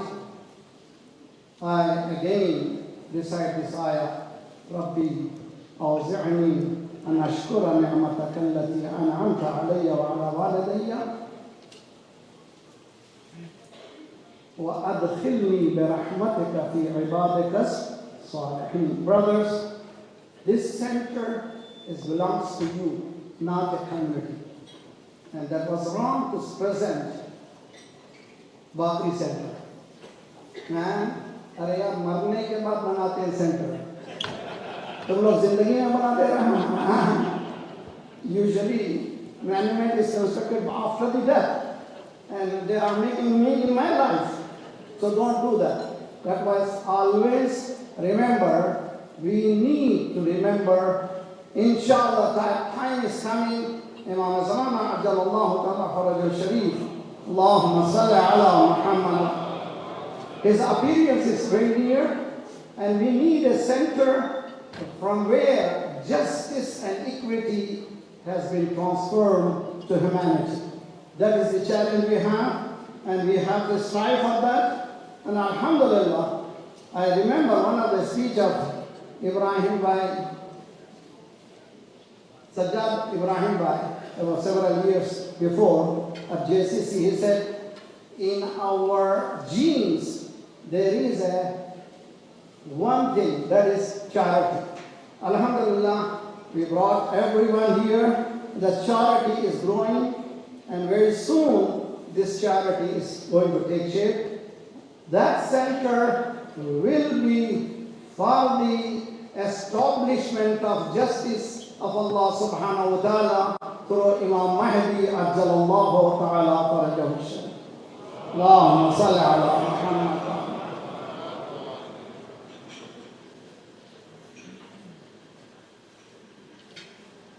Some of us may be asking how much I am the PTC leader. First of all, I thank him. You know how many of us know? Siftain Akbar has done wonders and is doing. You know how much he is in stress? His wife is in hospital. From 4+ years, he is going through, but at the same time he is serving. He is an ideal for everyone. For his strength, for the progress of his wife's health, please recite Salawat.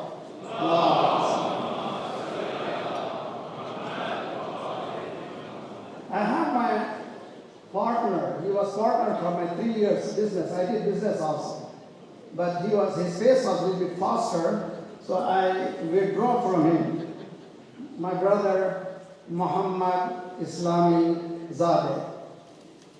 He is committing $100,000, but $50,000 now, and inshallah, in future, very soon, he will be adding 50,000. Say salawat, inshallah.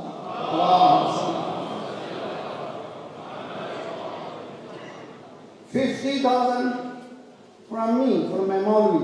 I don't have money.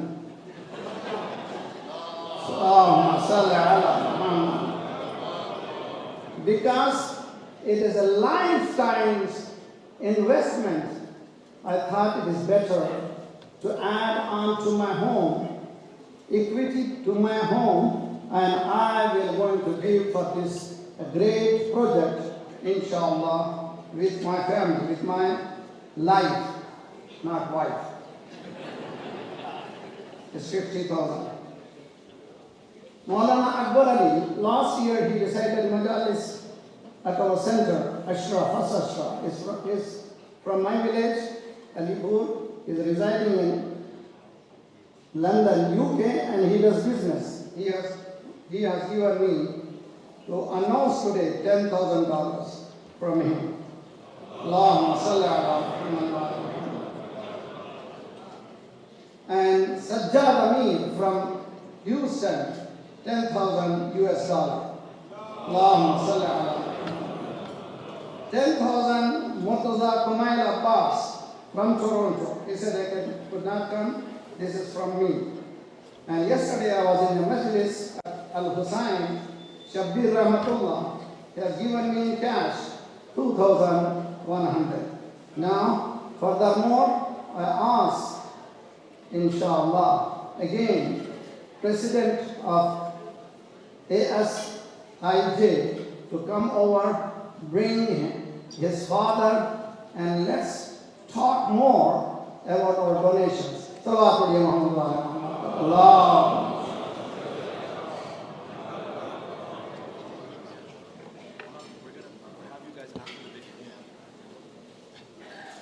So I'm changing the course of history. That's my job. Okay, anyhow, let me change this. Come here. I know. Yeah. Oh, thank you. We're going to have you up here shortly, Maulana, don't worry. Thank you, Maulana Zakir Akmi, for that very inspirational speech, as always. All right. Sultan Akbar was here that Maulana Bakri just mentioned. I think most of you here know Sultan Uncle very well. And over this last little while we were trying to put this program together, had a lot of conversations with Sultan Uncle, a lot of phone calls, a lot of meetings where, he wasn't always, so thrilled with some of my ideas, or even Imran's. I'm getting PTSD right now. Yeah, so we would call him and we would have an idea.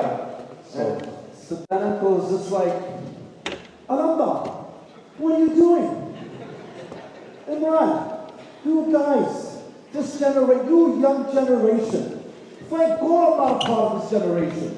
But Uncle, we're working so hard at what we're trying to do, and inshallah we'll achieve our goals. You call this working hard, Imran? You know what? Just forget it. Call my daughter. Call Zainab. Have Zainab call. You know what? Forget it. I'm just going to call Maulana Bakri. I'm going to have Maulana Bakri call all the other Maulanas, and we're going to have this gala. Okay? All right. Where's the talent? I hope he's not in the hall right now. Okay. Does everybody get popcorn yet? Yeah? All right. All right, okay. So next up, what we're about to show you is something truly special. This isn't just a building. It's not just walls, doors, and windows. This is our future. This is the dream we have been praying for, coming to life before our very eyes. Tonight, you will see the vision of the Mahdi Islamic Community Center. Not as drawings, not as an idea, but as a living, breathing space. A place where our children will learn about their deen and strengthen their iman. Where our elders will find peace, where our youth will grow to become our future leaders. And where our community will stand united under one roof. So every brick, every hallway, every prayer space in this design represents hope, represents belonging, represents our unity, and it represents us as followers of the Ahlul Bayt alayhi salam. What our elders envisioned has now become a reality. So tonight, before we ask for your support, before we begin the fundraising, we want to take you on a journey of our future, into the heart of our new home. So, brothers and sisters, sit back, open your hearts, and imagine the countless blessings this center will create, and at the same time, don't forget to enjoy your popcorn.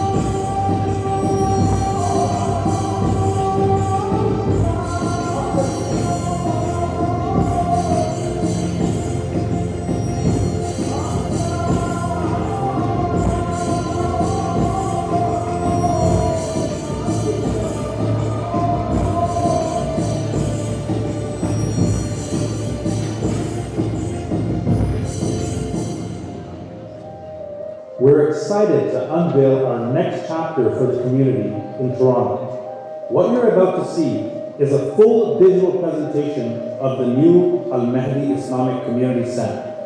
With your help, this presentation will be a reality in the coming months, inshallah. In faith we rise, in unity we build. Now it's time to bring the journey home.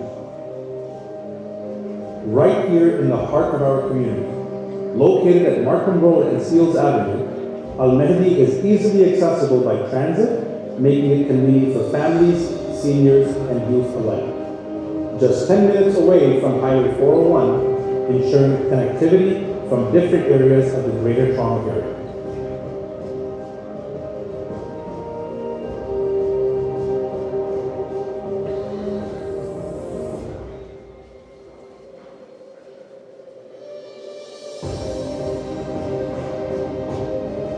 The exterior structure will be built with precast wall panels, complemented by a gold dome and a 102-foot minaret.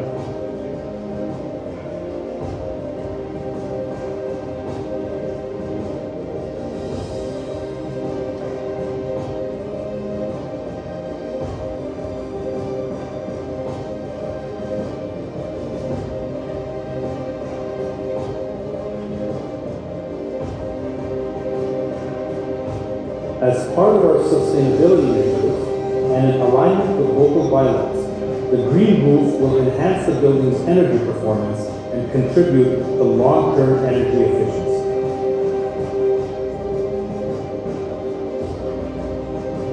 The site itself spans 4.1 acres, giving us ample room not just for the building, but for safe traffic flow and recreational space. The new center will feature 55,000 square feet of covered space thoughtfully planned to support our programs, services, and community activities. There will be 190 parking spaces designed to accommodate major programs and large events.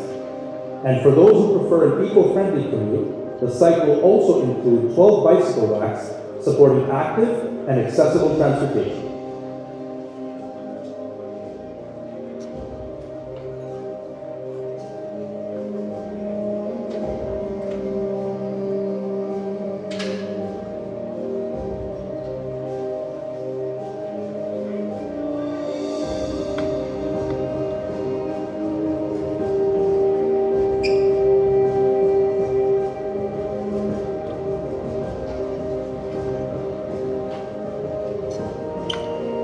DH3, the central hub that connects our entire center.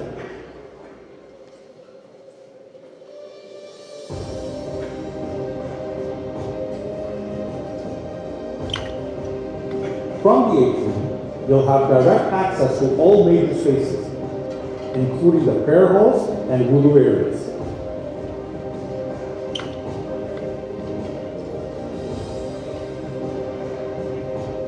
It also connects to the food serveries, gymnasium, and change rooms. Essential services are easily reachable as well, such as administration offices, mortuary, elevators, and washrooms.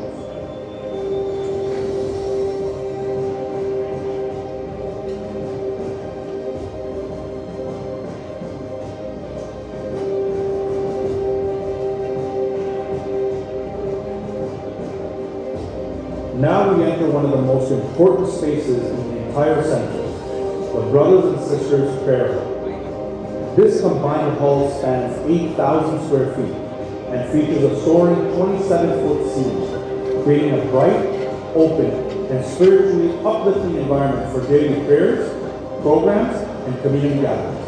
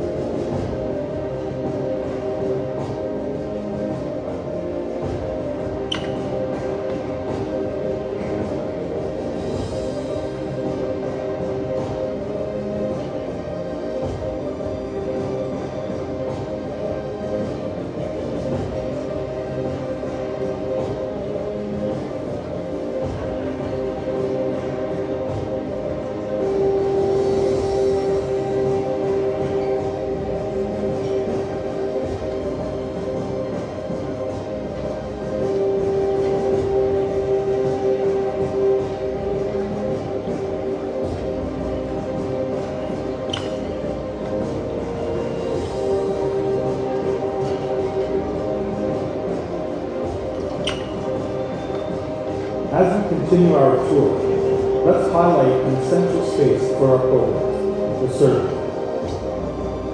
The dynamic heart of our recreational facilities, the gymnasium.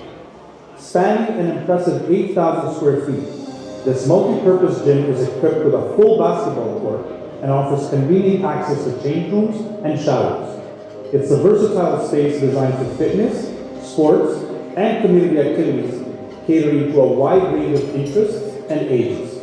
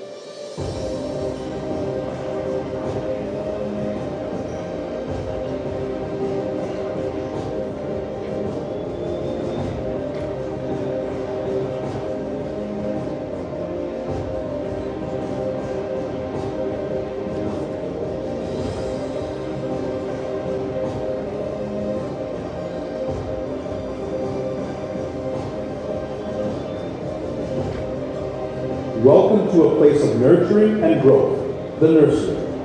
This essential space will be a haven for our children, fostering their development and happiness for years to come.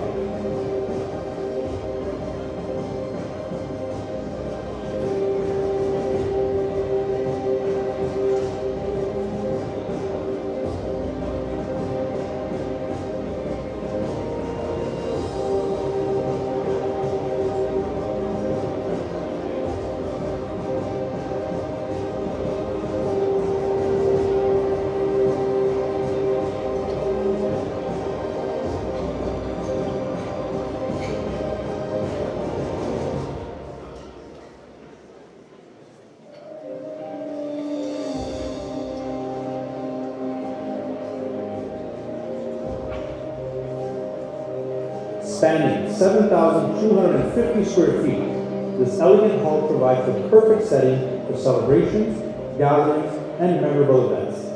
With its spacious layout and refined ambiance, it offers a versatile venue for community functions, special occasions, and weddings, truly embodying light upon light.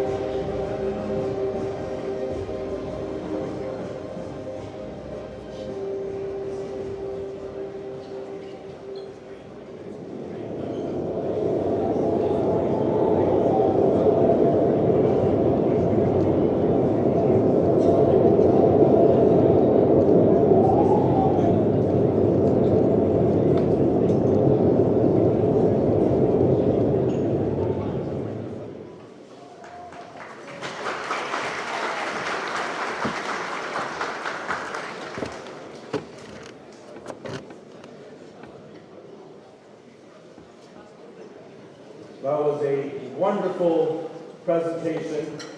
I wonder whose voice that was in the background.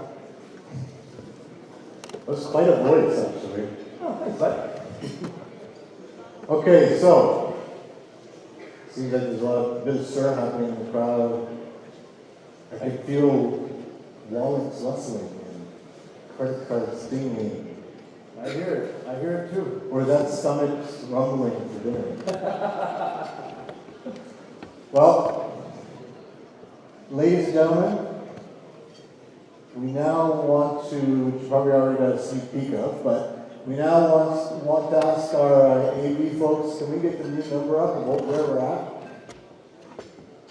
All right, we have it. Brothers and sisters, we started tonight with a goal of $5.4 million to raise. That goal is now down to a remaining target of $3,096,114.25. Allah. Okay, so real quick, before we call up the big guns, pledge forms. Everybody's got one. On the back of the pledge form, dedication lists. On the front of the pledge form, it's really quick. You fill it out, please. A volunteer will come to you to collect it. It'll go up to our finance table. If you so choose to, this will come to you as well. Everybody's seen one of these, right? So, credit card process, no problem. Let's make it happen. If you also scan the QR code in your booklet, it goes straight to our CIG portal, where you can also take your time to donate. So, should we call the big guns back up? I think it's time to call the big guns. Also, I don't know about you guys, but I'm actually starting to get very hungry. So, with that said, you guys can see the target on the screen. It's no secret. The faster we hit that target, the faster we get to dinner. All right? So let's do it. I'd like to request Maulana Sayyid Zaki Bakri and my dear brother Rizwan Khalfan to please come up once again and take the stage. Please welcome them with a loud salawat.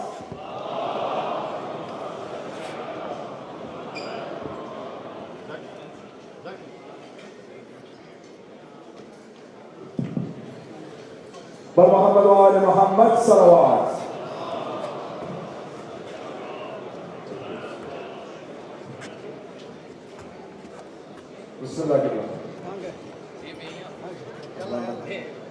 That's for you. Where is the president, man?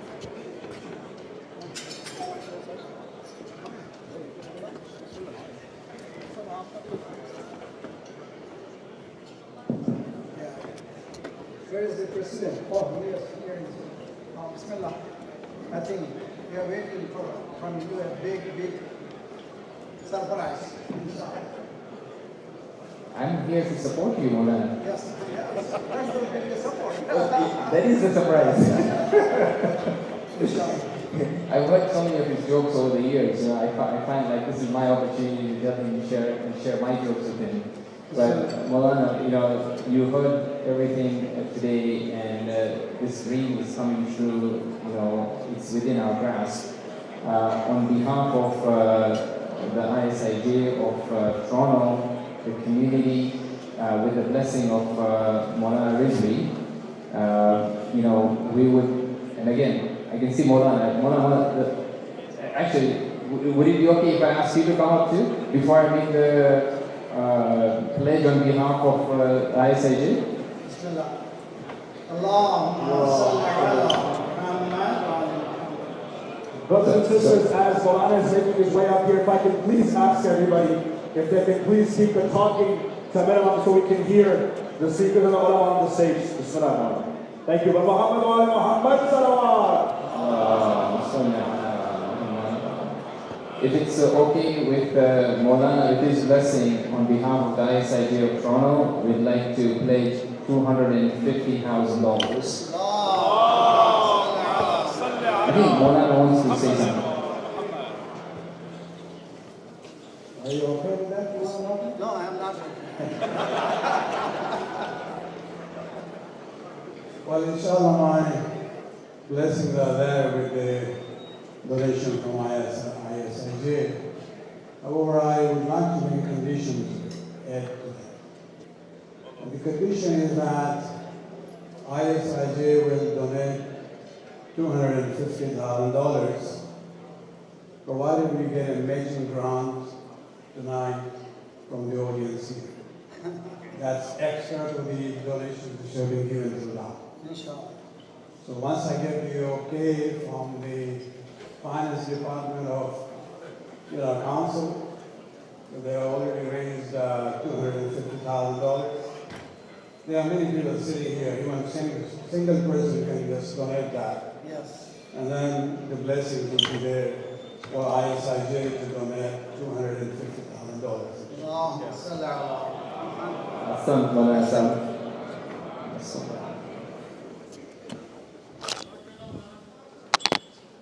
Let me recap what I said. I think I was a little bit faster to announce. $50,000 from myself and my life.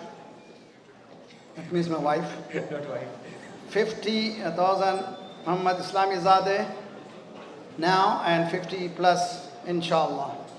10 Maulana Akbar Ali of London, $10 Sajjad Amir, 10,000 Murtaza Kumail Abbas, 2,100 Shabbir Rahmatullah. Just now I received a message from Maulana Nabi Raza of Sabah, San Jose, $50,000. Allahumma salli ala Muhammad. Another message I have, $5,000 from Dr. Asad Mazhar of Dallas. Allahumma salli ala Muhammad wa ala Muhammad. Inshallah, we're going to finish that very soon. Only we need $3 million. If one person says, that's Allahumma salli ala, that's finished. Otherwise, $500,000, that means we need 6 people. If that is not the case, let's go down and finish it up. We're not going to leave this hall until and unless we get all the money. Ladies are not only smiling, they have to open their purses, inshallah. Salawat padi Muhammad. Maulana, if I can ask you, you know my dad very well. Yeah. I think you should pick him on the crowd and ask him. Ya Allah, Bismillah. Khalfan Bhai, my mentor, I love him so much. He used to bring these 2 kids. They were kids when they were in Pickering. They used to cry, but he never leave them alone. He used to bring. And he still says, we were so scared of you. He was so scared of me, not Allah. From today, inshallah, he's scared of Allah. Inshallah. Yeah. Khalfan Bhai. Where's father? Yeah, I'll From there.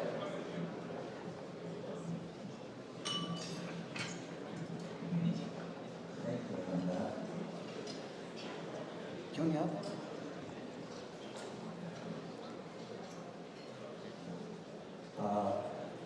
Maulana, you know Islam is my banker.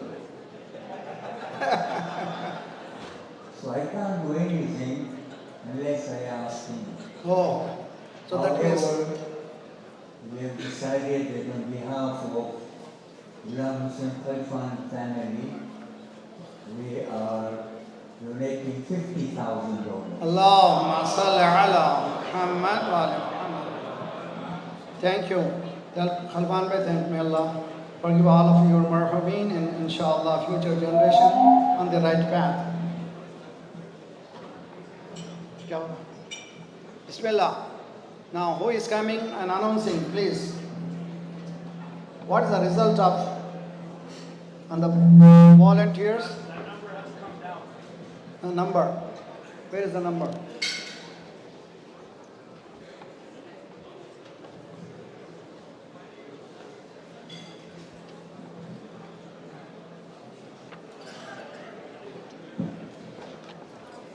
Sultan Ahmad, 100. Shoaib Murtada, 200. Baqar Raza, 1,000. Naseem Akhtar, 5,000. Sayyid Tanveer Bukhari, 20,000. Allahumma salli ala Muhammad wa ala Muhammad.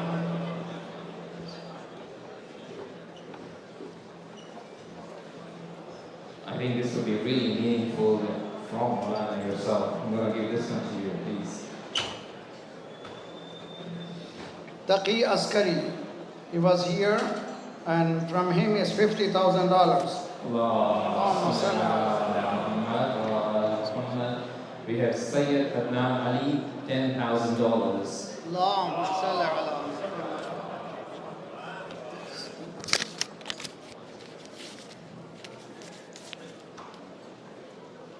Jawad Nadir Bhai, $5,000. Allahumma salli ala Muhammad wa ala Muhammad.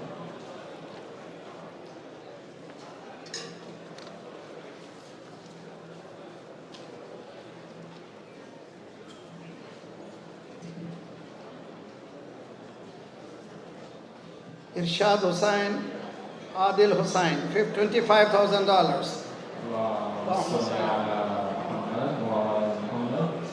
Zafar Abbas Mirza, $1,200. Kamran Jaffrey, $1,000. Allahumma salli ala. Murtaza Zaidi, $5,000. Allahumma salli ala Muhammad. I don't see any names of ladies.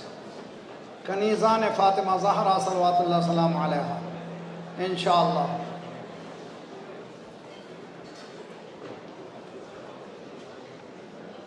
Anonymous, $20,000. We hope we get his name.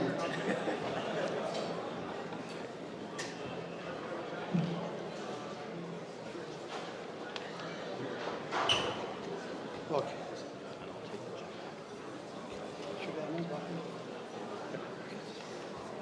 2.8 million, 2.85. All right. Baqar Naqvi, $30,000. Allahumma salli ala Muhammad wa ala Muhammad. Not only is that $30,000 a pledge, we have the check in hand. Thank you, Market Life. Okay, here is somebody. Here is somebody that has shown generosity decade after decade. Momsen Bhai Pujani, $185,000.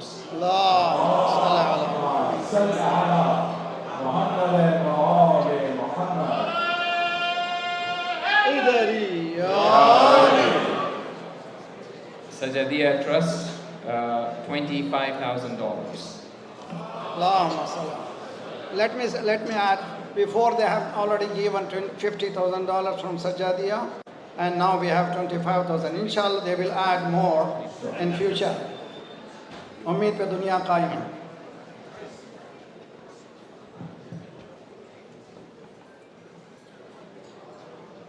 Molan, I'm seeing more and more anonymous people. MashaAllah. But I want my names. I think we'll have to send you into the crowd. You know, the names.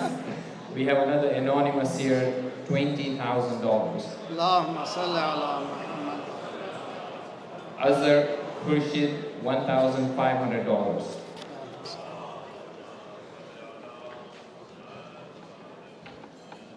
Nudba group, $10,000. You know, there is a group of Dua and Nudba. They go from ladies, they recite Dua and Nudba. May Allah increase their tawfiqat. From that group is $10,000. Allahumma salli ala Muhammad. I'm really pleased to announce this one. Our previous chair lady at the ISIJ, Zerabai Dilawar, $20,000. Allahumma salli ala.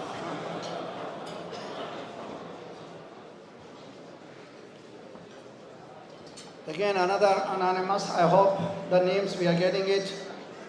$110,000. Allahumma salli ala Muhammad. Muhammad Bhai Walji, $50,000. Allahumma salli ala Muhammad. I know him, so we don't have to worry about it. Yeah. No, already name is there. It's very common name. Yeah. $1,214. Imran Haidar Sheikh. Allahumma salli ala Muhammad wa ala. $10,000. Dr. Tuba Ali. Allahumma salli ala Muhammad wa ala Muhammad. $10,000. Sayyid Ali Mazhar. Allahumma salli ala. Sayyid Ali Mazhar, father of Dr. Fatima, we call her Lovely Khairuma. 10,000. He is very much instrumental in our group, in Al-Mahdi. He has done work so much hard, exclusively I part. Brothers and sisters, our remaining target is just under $2.8 million, and we started this night at $5.4 million. MashaAllah, let's keep going. Dr. Asad Sadiq of New Jersey, $200,000.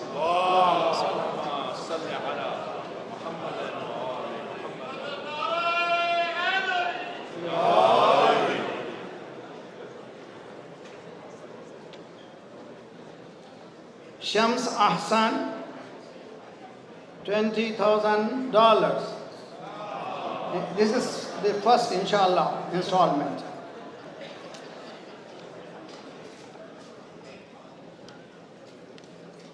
$2,500 Hassan Bat.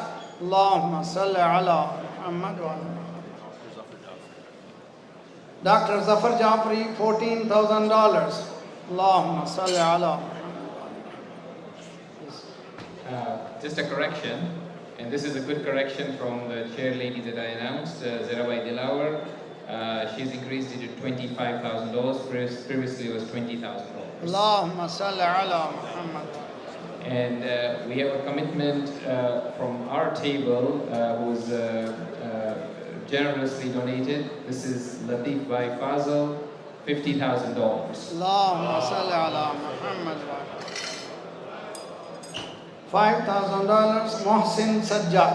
Allahumma salli ala. We have Firoz Jessa, $10,000. Allahumma salli ala. Please go. Murtaza Komail Abbas, $10,000.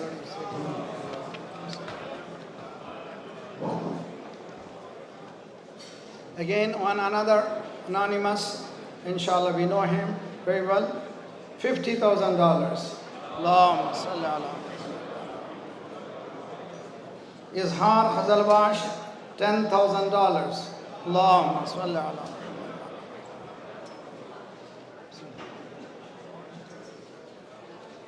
Sadaqat Ali, $15,555. Allahumma salli ala.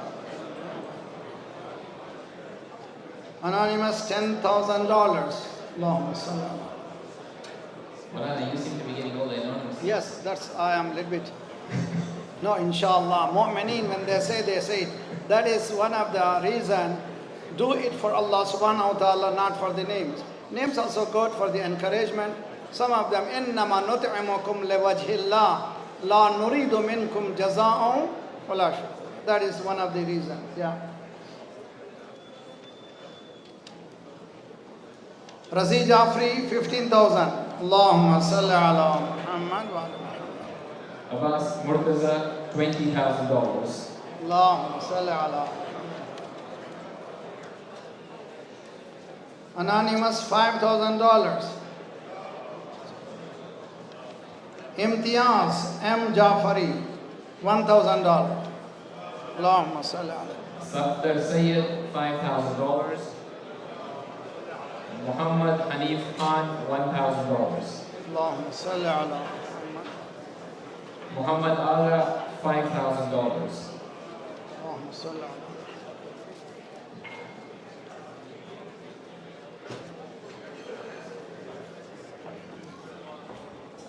$3,000 anonymous, inshallah. Rabbana taqabbal minna.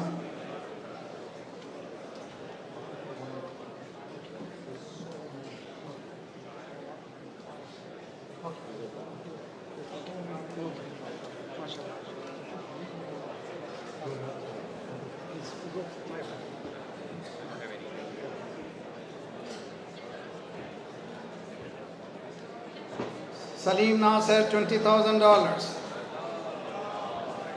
Rashid Ali, $1,500. And Murtaza Hussain Ali Bhai, $10,000. And you keep on saying salawat is ibadat and also good for you also. Allahumma salli ala. Muhammad Iqbal Somani, $50,000. Salli ala Muhammad. Samia Muhammad, $1,500. Salim Shaban, $10,000. Sajjad Ibrahim Bhai, $100,000. Allahumma salli ala Muhammad. Ali Raza, $500. Allahumma salli ala. Shabir Mawani, $500. Reza Ilkhani, $28,000. Sayyid Nasir Hussain, $2,500. I want to announce Affinity Law at this moment, $50,000. Allahumma salli ala Muhammad. Shad Ali Bhatt, $5,000. From the ladies' side, we have a sister, Talat Izhar, who has given a 50-gram gold bar as her donation towards the construction of the new center.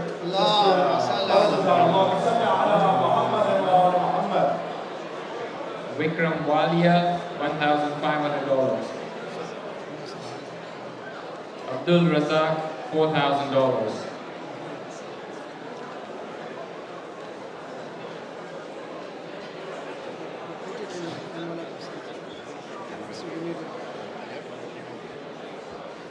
This is also response.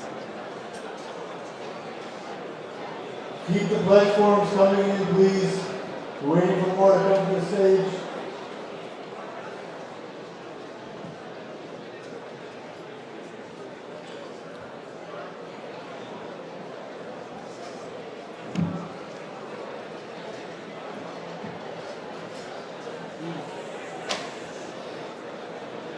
And ladies, we have received some of them, you have earned the names, but still, mashallah, more than 50% are ladies. We want some more names, inshallah.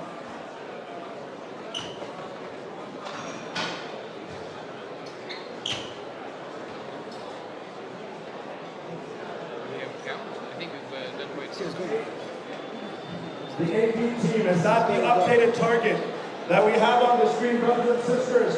Now down to less than $2 million. Allahumma salli ala Muhammad wa ala Muhammad. We need to fill this. Let's do this so we can move on to dinner, brothers and sisters. Let's go. From the AP team, if I can get some of the pledge cards.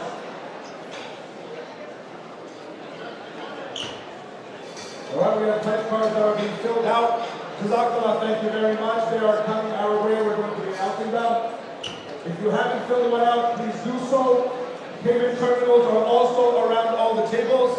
You can make your donation with your card on the spot. Please bear with us. We're logging the pledge cards first, so they show up on that number, and then we're announcing them. Please keep coming in.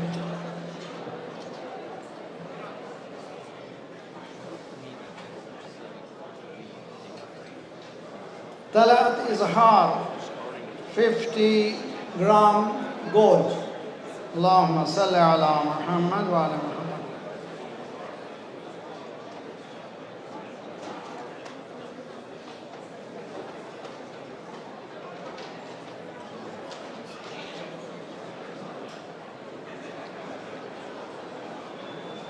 Shujaat Ali, Rizwan and Sayyida Fatima, $2,000.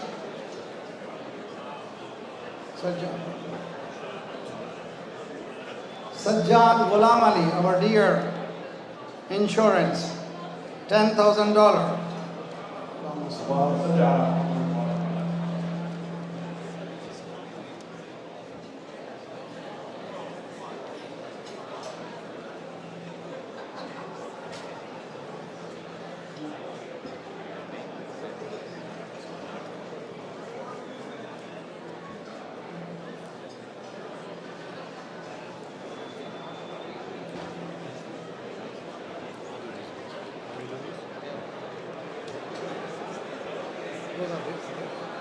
Mohsen Razanaki, 500.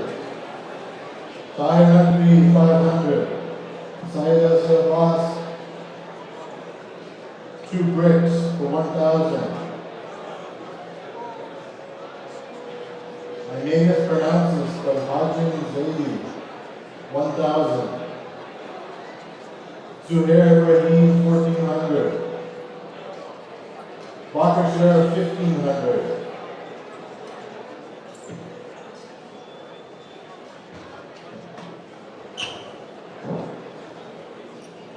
Baqar White from Darul Quran, $20,000.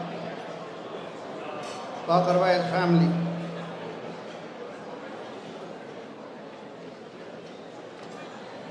Everybody, come on, we need your money. You have to give us money so we build the center. Everybody, let's go. Made Al-Hajj $5,000.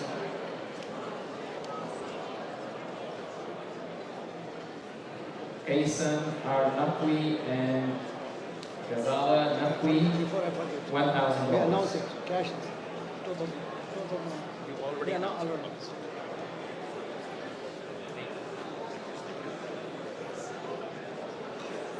कहीं भूल जाएंगे पेपरों में. I'm going to go to the finance team right now.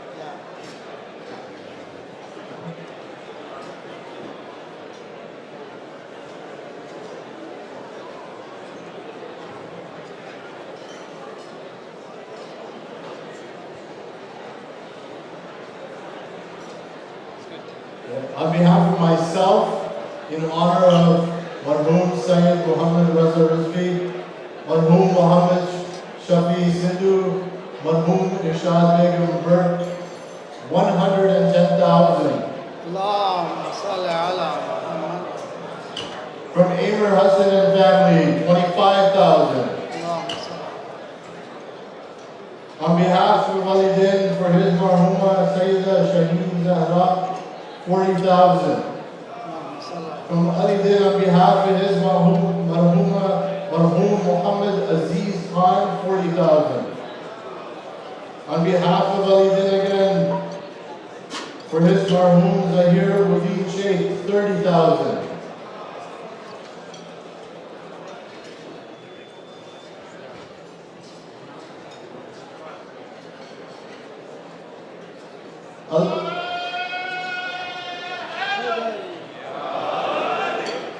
Nare Takbir, Nare Risalat, Ya Rasulullah, Nare Haidari, Ya Ali.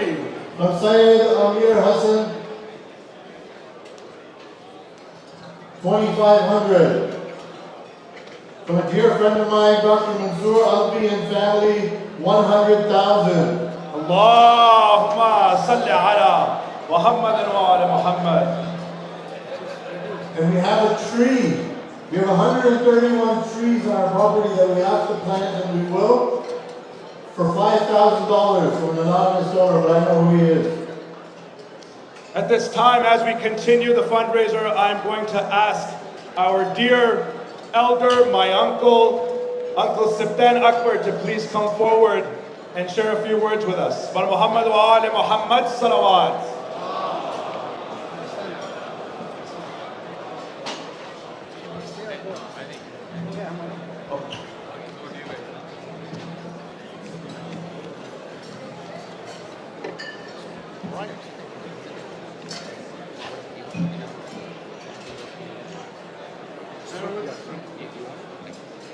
Bear with us, everyone.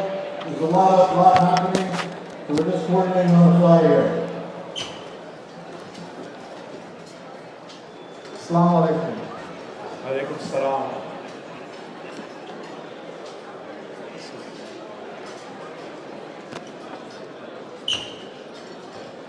Assalamu alaikum, everybody. Assalamu alaikum to all the ulama. Maulana Rizvi, Maulana Bakri. Actually, what I should be saying to Maulana is, hey man, what's up? This is no sign of disrespect, but when you've been gone out of town for a while and you come back, the first thing Maulana asks you, hey man, what's up? What you been up to? You see, Maulana Bakri has this amazing effect on people. He can be a father.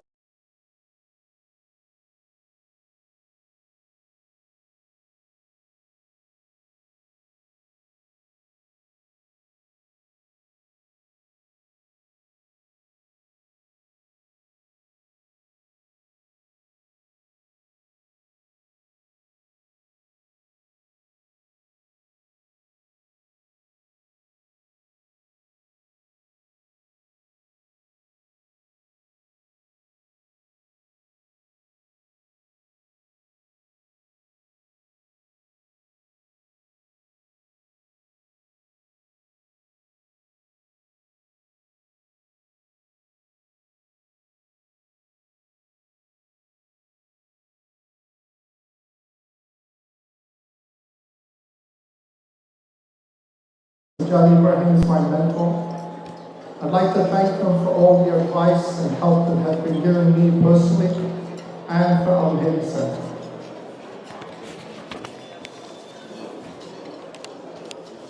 From ISIJ, a special thanks to Muntazir Jaffer and a special thanks to Rizvan Khalfan. I went to Rizvan with a checklist of things that I wanted. Most times when you go to see somebody and you ask for something, the first thing they do is give excuses. Rizvan looked at my list and he said, let's tick off the easy stuff. So we ticked off the easy stuff. Then he said, I'll get back to you. When he got back to me, every single item on that list was checked off.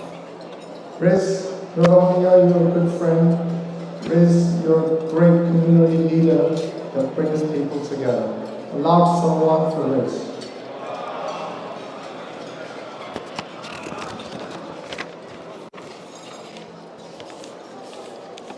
Okay. I'm going to wave to my wife. She's on live stream. Okay, Baturi, I'm up here. I would like to give you a speech that is very deep down inside of me. I would like to talk to you about something extremely personal. You see, at 69 years old, I get to tell the stories.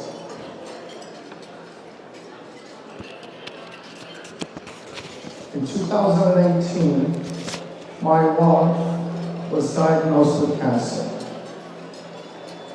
I truly appreciate all the du'as and support that we've received over the last 7 years. In 2021, Senator, I'm so sorry to interrupt you. If I could just please ask everybody, I know that there's some noise with the dishes as dinner has started to be served already. If we could please remain quiet as Senator is a speak. Certain people have already advised me they're having trouble listening to him. If we could please keep the noise level down as he goes through his speech, we'd really appreciate that. Thank you. Carry on. In 2021, my wife had a ruptured ulcer. We took her down into the emergency room. And when she came out of the emergency room, she was in a coma and she was on a ventilator.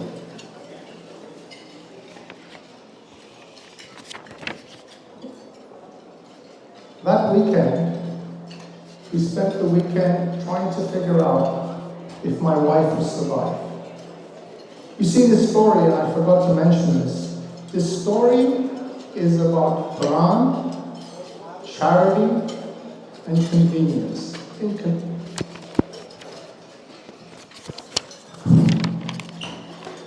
After she came out of the emergency room,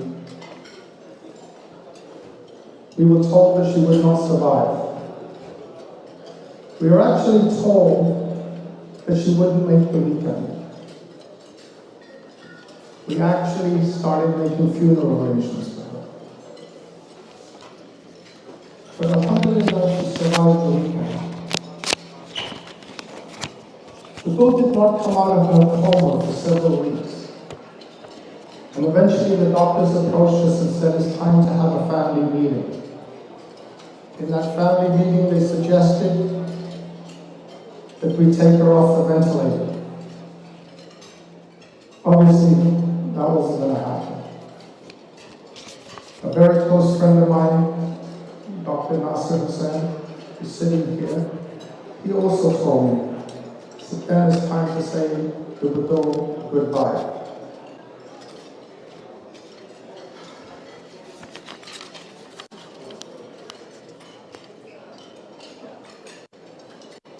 Obviously, at that time, it wasn't going to happen.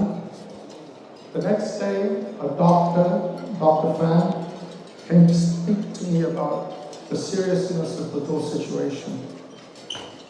But one thing I said to myself, One thing he said to me, he says, Mr. Akbar, if there's absolutely no hope, I will tell you.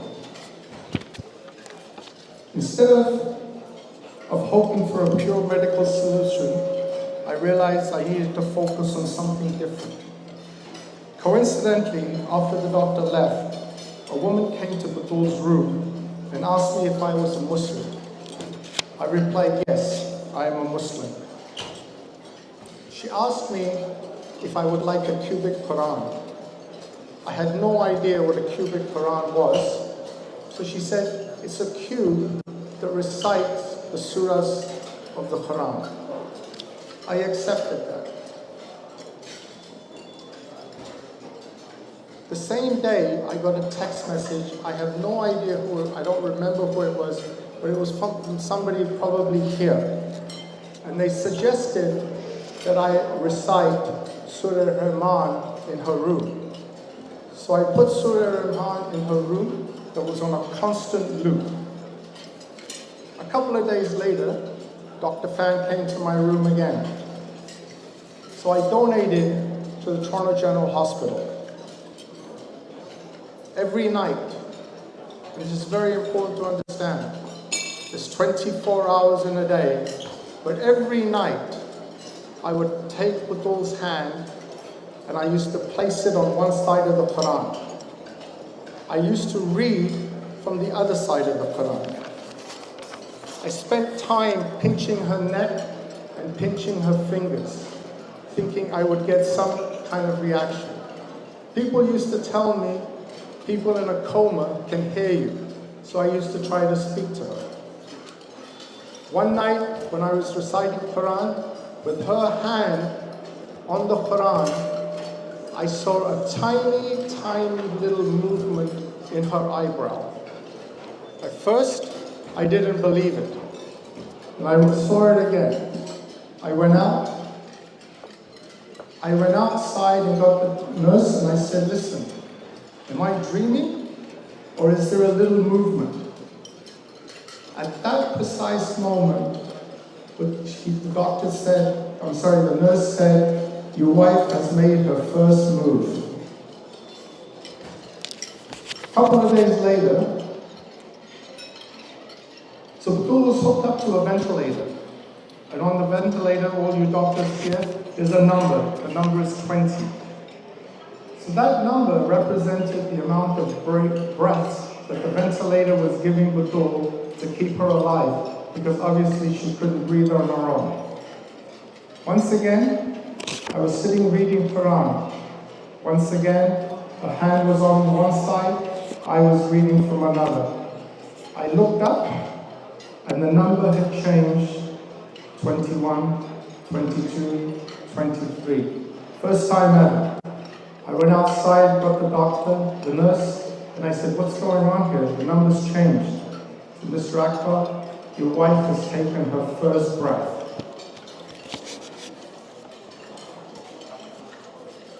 After that, Batul gradually started to gain consciousness. So my question to you is, was it a coincidence that I just happened to be reading Quran both of those days? Or was it something else? I'll leave that up to you.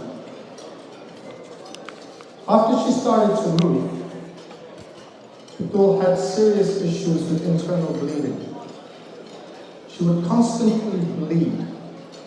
And any one of those bleeds could have been fatal. One particular morning, my dear sister Zainab called me and said, Taijan, it's Fatimiyya. It's a good time to give charity. So I started making phone calls and where I could give money. And I landed up calling my dear brother Mohsen Kimchi from Sajadia Trust. And I said, Mohsen Pai, is there something I can help with? And he put me into an amazing project, a housing project in India. That afternoon, I went upstairs, and my wife had a serious internal bleed. She went inside to get examined. The doctors were looking to find where the bleed was and repair. I sat there doing my du'as as usual. After I finished doing my du'as, I had nothing to do. She was in there for a long time. I said, you know what, I'm going to pull my Quran out. I'm going to read from where I left off. Surah Al-Baqarah.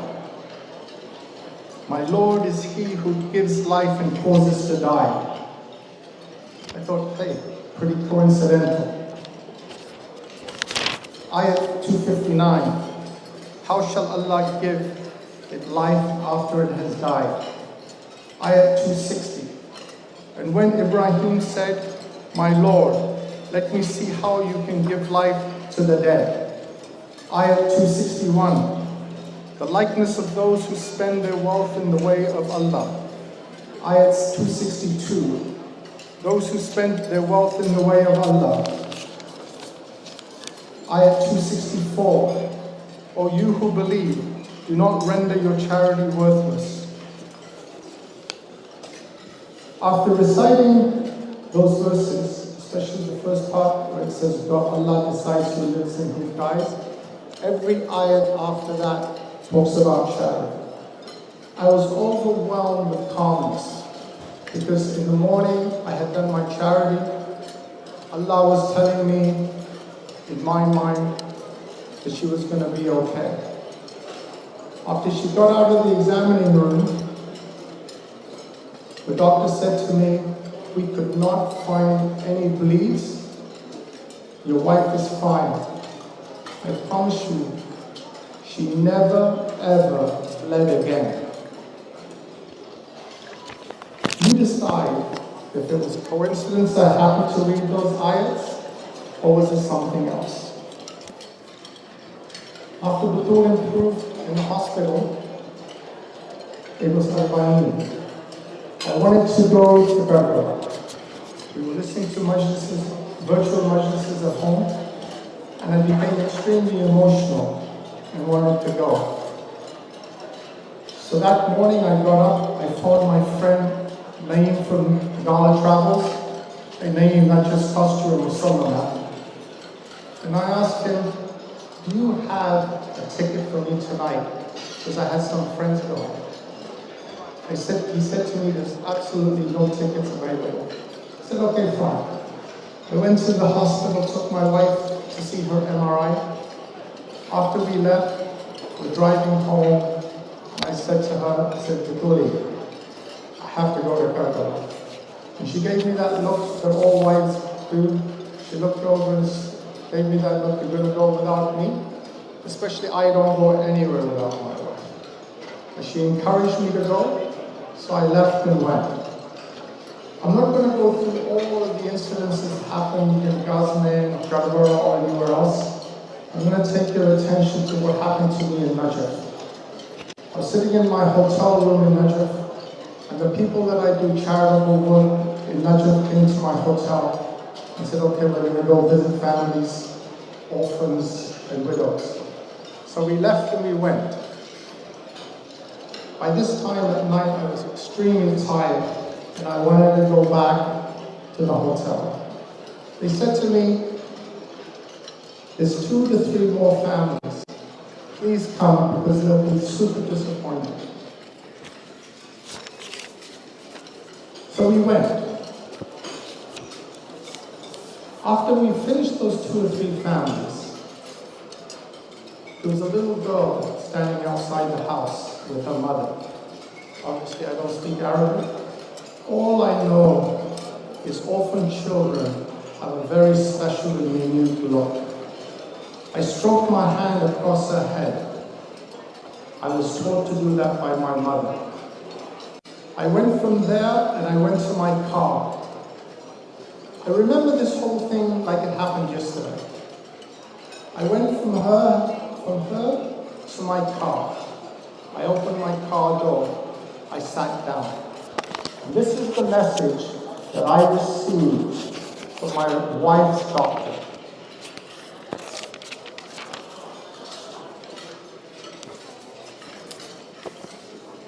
This is the message that Dr. Tiger sent to me. MI report is really good. The liver spots are no longer there. They're no longer visible, and there are no more new lesions. So I texted him back. So does that mean the cancer is gone?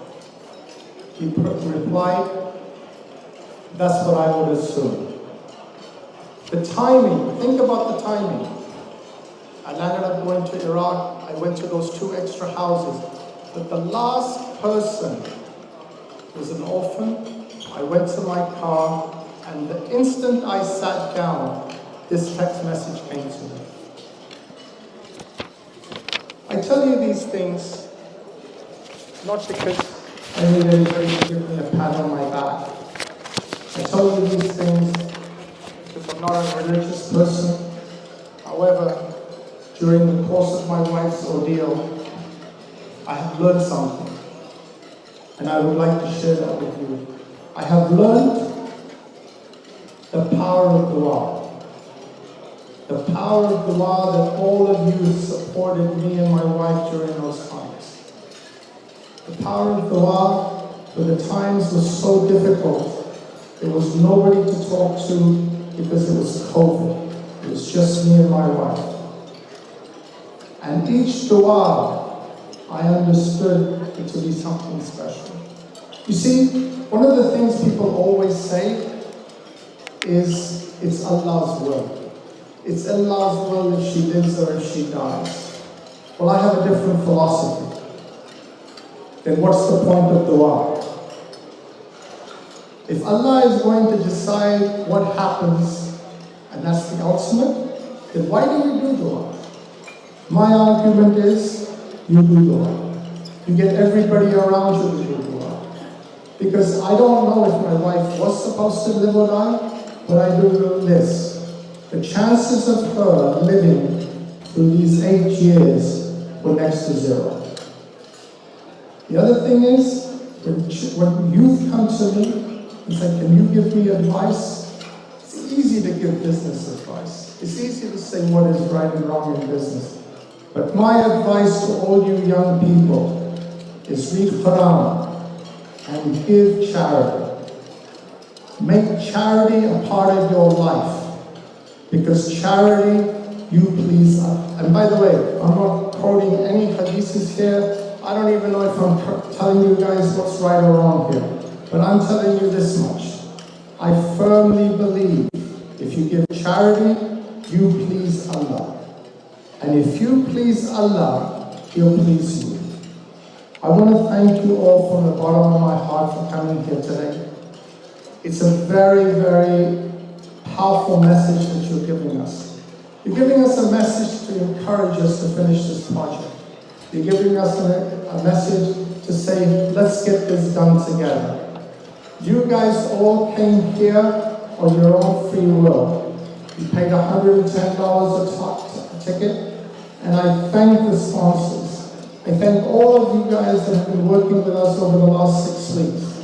I thank the EC for the wonderful support they gave us. I thank Abbas Murtaza, the president of our organization.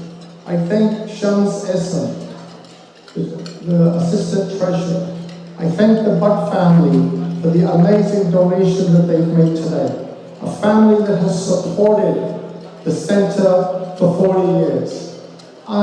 Without any issues. The guy was the president, but you would find him cleaning the washrooms. I thank all of you from our community to your community. People ask me why I'm so passionate about this. It's not about the majlises. It's not about the judgments. It's not about the things that you can do at any rental unit. This is about our children. Our children do not have the facility that they require. We missed something very important tonight, and it would have shown those of you that have not been to our Mahdi Center for a long time, it would show you how desperate we are to get a new place. I say to you all, thank you very much. I beg you all to finish this number, and I thank you all for coming here. On behalf of me and my wife, thank you so much.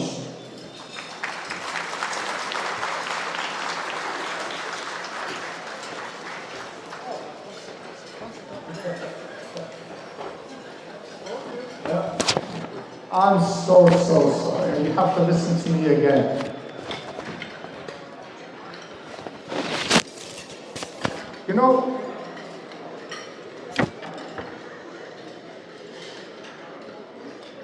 when people are asked, when you go to ask somebody to do something for you, that you need their help, the first thing that happens is a million different excuses. I have been asking our youth, not our youth, these are not youth, these are 30, 40-year-olds, come and join us.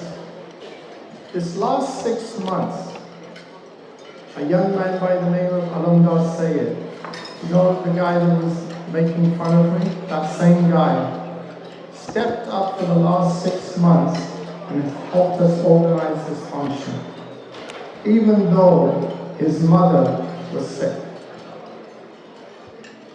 I know I'm not supposed to say this because she's my daughter, but she was the cornerstone of putting this function together, the architect. I'm not going to praise her because she's my daughter, but Zainab, we all know what she did. I love you. Imran Bhatt. Those of which we know Imran, if I had gone to you and said I'm getting Imran involved, I don't know what anybody's expectations are, but I can tell you this much. This gentleman has stepped up into a leadership role that is unimaginable.